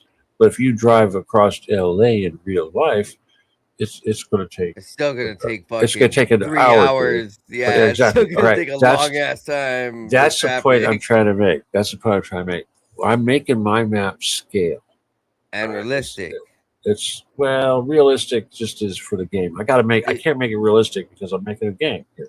All right. Nah, you gotta include the homeless people with the poop. No, it's all the inside of the fucking bunker. There's no homeless people in the fucking bunker, dude. There's only enemy that you have to kill. Seriously. And dolls, very sad looking dolls. Eventually when you get to the bottom floor, that's when you run into the celebrities and shit. But that's just a tease for the next version of the game where you actually go into the bunker. Oh, I'll have shit like Disneyland and fucking that Hey, kind but of you crap gotta make too. hidden collectibles and stuff, and so Oh every level. yeah, oh Hold on. yeah. But So then, if they get every skill trees, all that no, shit. if they get every collectible and hidden, and they unlock everything, there's a secret 8th level where you fight the deities and gods. No, that doesn't come till the next game, dude. All right, first of all, we are going to have God mode, and we are going to have all that shit where you can turn down the power of your adversary, and you can turn down their hit points, and you can turn whatever the fuck, unlimited ammo, whatever bullshit, just so you can get through the game, because it's going to be hard as hell. No, I want to go fight Murdoch on Mars. No, dude, we can see. That's the thing. When you get to the very bottom of the game, we'll have portals. Okay, seriously, Like Doom, yeah. we'll have like Doom. Fuck Doom, dude. This is real. Okay, come on, we'll have that shit for real. Then you'll get to deal with Draco. Oh yeah, we'll also have the Jedi shit. We'll factor in all that 4D crap. And you know what? We'll get to teach people about fucking densities because nobody knows shit. So we use the game to teach. I'll include a whole fucking book in there and call it lore. It's got lore. We love lore. These days, writing a story with a book and a video game sells well. Dude, why sell the book? I'll just put it in the damn game and sell the fucking game. You know how much money we're gonna make? Sell the book in the game as a no. Collectible. Well, yeah, the book. Okay, well, the book you'll gain the book by experience, basically by reading the books. You'll have Or that book you on can your only bookshelf. get the book by unlocking it with all the unlockables and by getting all the collectibles. Dude, that happens. I just told you. You don't even unlock the library until you reach a certain point of the game where you've done all these things, and then you'll get books, and then you read all these books, and one of the books will be Jedi 101, which is my book, and that will help you learn how to be a Jedi, and it'll be there. And obviously, it'll be there to read too. Yeah. So in the game, you can't read until you're a certain level. You're illiterate.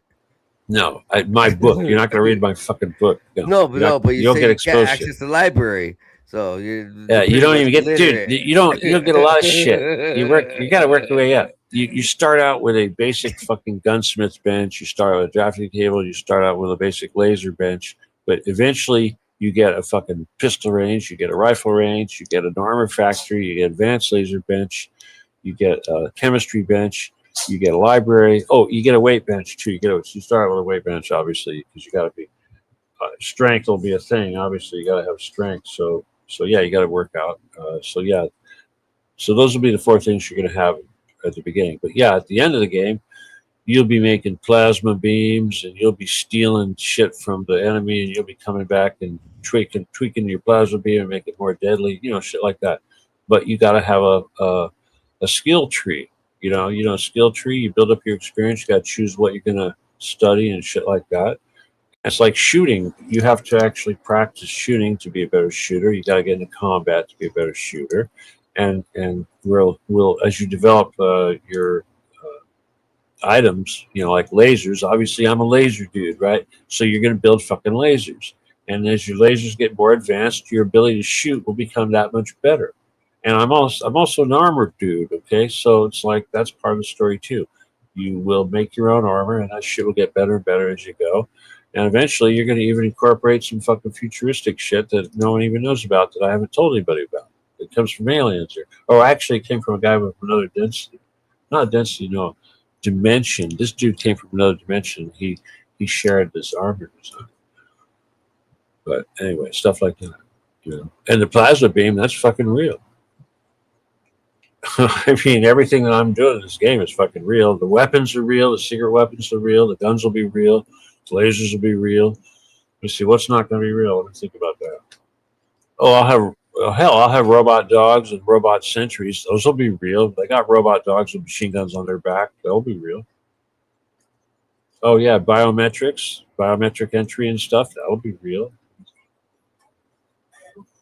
Very interesting. Anyway, it's a bunch of shit. It's gonna if you played games, obviously there'll be crafting too. Yeah, a little bit of crafting. And this is just the start of it. So I'm glad that we can talk about this now. And later throughout this year, we'll go ahead and talk more about your projects or even more. Well, obviously, we'll as soon as I get my first 3 scenes done. I've got the guys working on. Well, let me put it this way. I mean, I had a couple guys. I got a guy in India and a guy in Britain, and they're working If you on need this help, for me. hey, yeah, if you need Well, yeah, help, I need voice help, or but acting, you know, anything. yeah, I need voice acting. Why you want to do voice acting for me? Yeah, I won't Yeah, charge man. anything.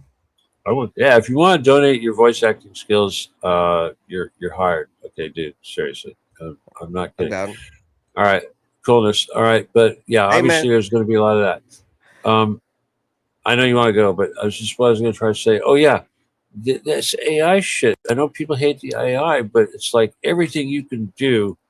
Coding doesn't matter what it is. AI will do for you just like instantaneously. It's even rendering this crap. If for one dude, if my guy in Britain who's doing all my rendering, if I had to wait for him to render everything, it'd take forever. AI fucking does it almost instantaneously. I mean, well, no, it takes about 10 minutes. Yeah, it's pretty quick.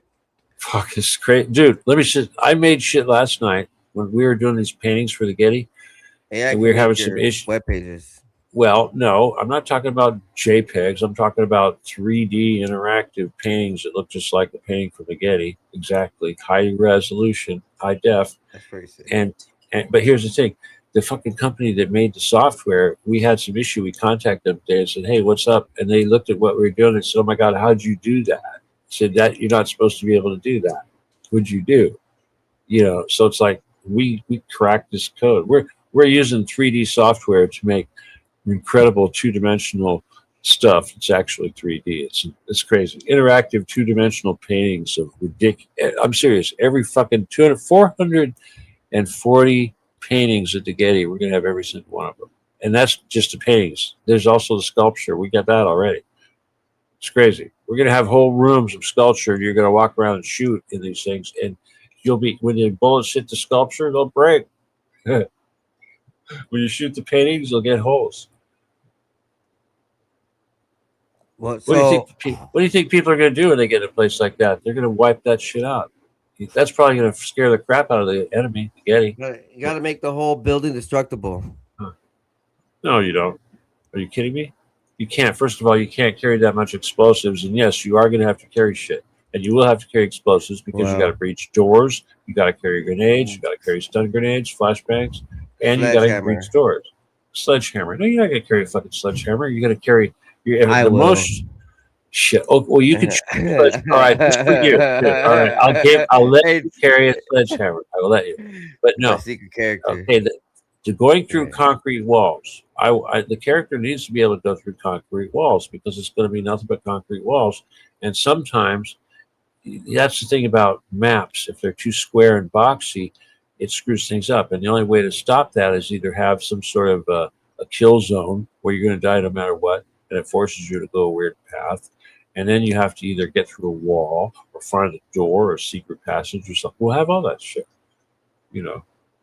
But yeah, ultimately, you got to get 5 damn layers. And every time you beat the layer, you get to save the game. But I'll tell you one thing we are going to do is when you die, you'll keep your loot, and everybody you killed will stay dead.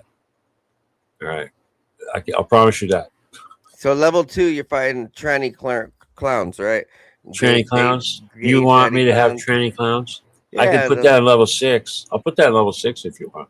Yeah, it'll be Gay level tranny 6. clowns? Gay tranny clowns. How do you know it's tranny if it's... Wait a minute. Are you talking about a female looking...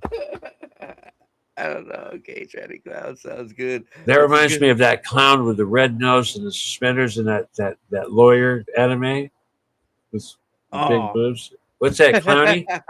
I want me some clown. I'm feeling a little clown, a little corny, clowny.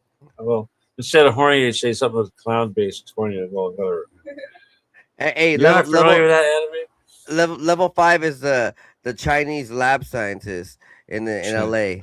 Oh, actually, I appreciate this feedback. In fact, seriously, if you want to give me some serious feedback, that's good. But yes, a lab is definitely good because some of the things like they got to do is like big data centers and all these CIA guys. But here's the thing: we don't need a bunch of NPCs. We are only going to have maybe 50 bad guys per level, give or take, depending on how big the levels are. Fucking big, man. They're huge. And like I said, as you go down, they get really huge. The 6th level is really big. And on the 6th level, you'll have you'll have, well, you're going to have the elevator entrance to get to the bunker below, which won't come until later, but you're going to have tunnels leading out to places like Playboy Mansion, Disneyland, stuff like that. Dogman, Bigfoot. There you go. No Dogman, Bigfoot, unless they're celebrities. We'll have fucking Jared Leto. We'll have Donald Trump. We'll have fucking Gavin Newsom. We'll have Gordon Getty. We'll have Epstein. We'll have people like that. People will recognize these people. You know how easy it is to put Donald Trump in a video game right now? I mean, it's fucking seriously. If I get 2 pictures of Donald Trump, I can put him in a video game. Yeah, he's easy to draw. He looks like a duck. Easy to draw, dude. If I put a picture of him, I can make a 3-dimensional Donald Trump that will do what I want. AI. AI. Yeah, you do have to use AI. Of course, you have to use AI, but you have to use Blender. You have to render it. You have to take that mesh. You have to create a mesh with basically polygonal structure to represent that thing, and then it has to be colored. So basically, you create a statue that represents that thing based on the 2-dimensional information in the picture, and they use contrasts and tricks. See, that's how we learned how to beat the software. We learned how to use contrast. That's one of the big tricks with AI is prompting, and we learned how to use visual prompts. It's not just verbal prompts; it's also visual prompts. But anyway, yeah, in other words, you can have up to 8 pictures. Like Vince, if you take a picture of a box and every side is different, you've got 6 sides you need to photograph. Okay, that's what Blender is. You feed that information into Blender, and it will create a 3-dimensional object for you. And if you've only got a single image, a line drawing or a cartoon or whatever the hell, in this case Getty Art, you can feed it into this program. I'm not going to tell you the name of the program because I don't want you to use it. But if you used it, then it would create a mesh for you, which is basically a 3-dimensional interactive object that represents that thing. And it's pretty fucking cool. I mean, seriously, it's cool. It's fucking cool. You could create people with dolls, or you could create very accurate 3D representations of somebody with just a couple with facial expressions too. Well, you can change the facial expressions. Yeah, but it make ultra realistic faces.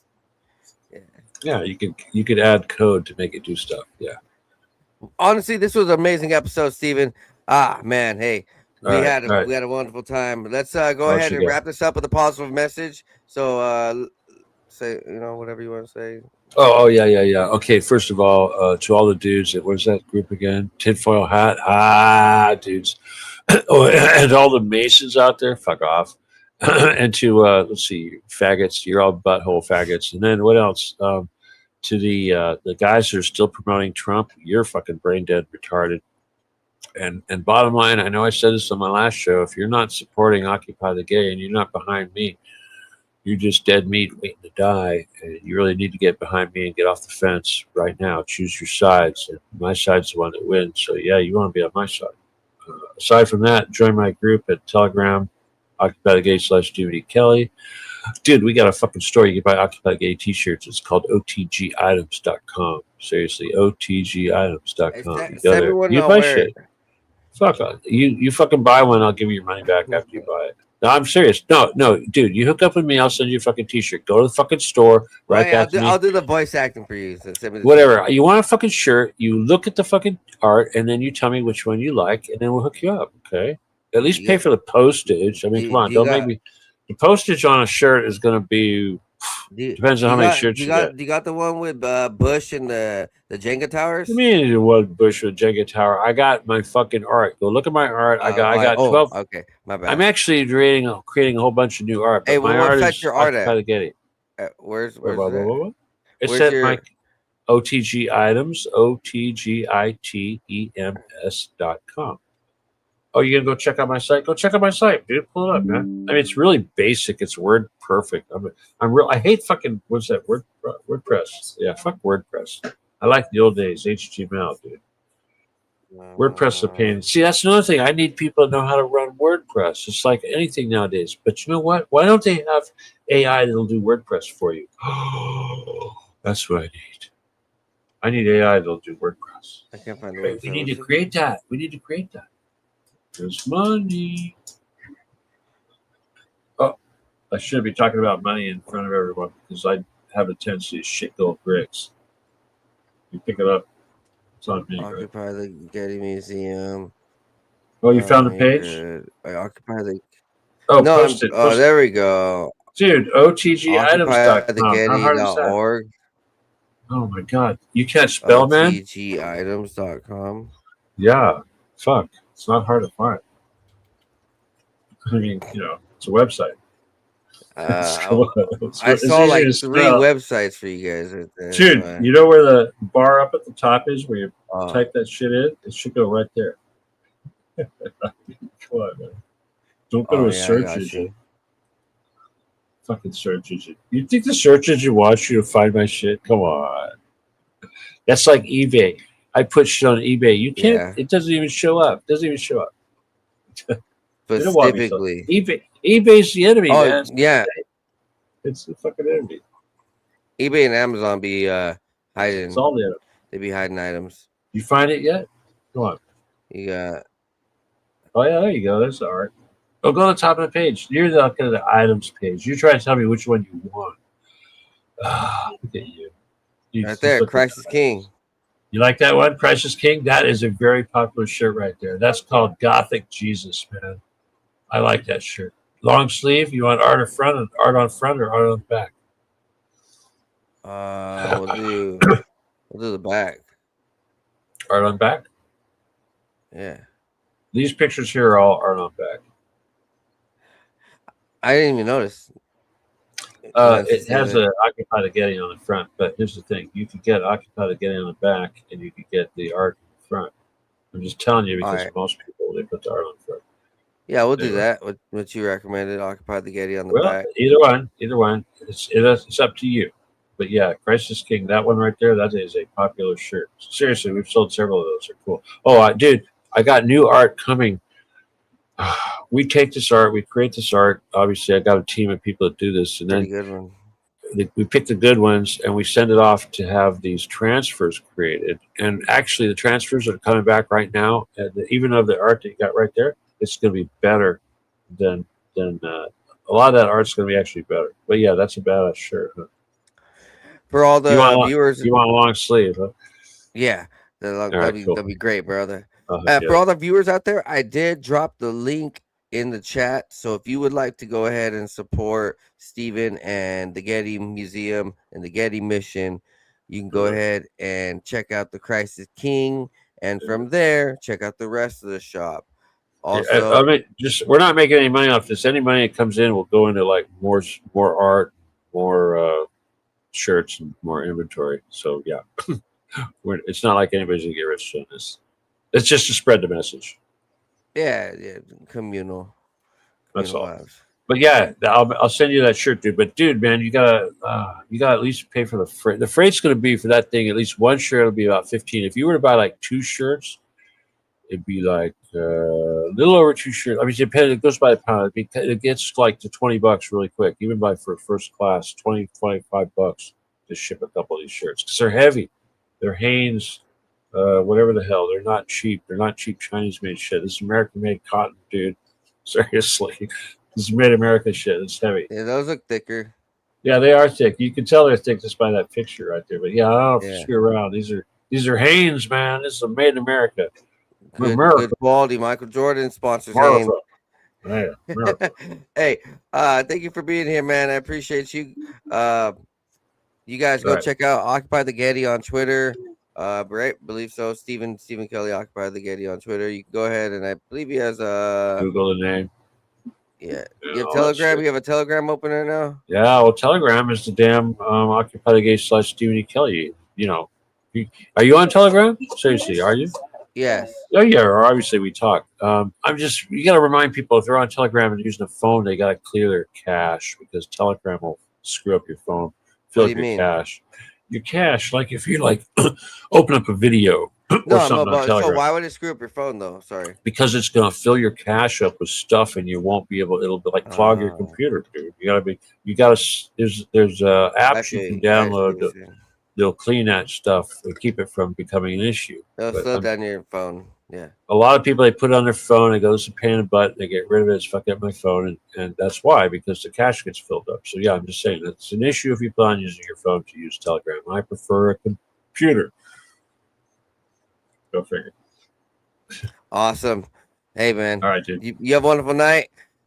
I hope you guys, everybody Adios. out there, be blessed, be high. See you guys next Cheers. time on the 509 Divine Pines podcast. Peace.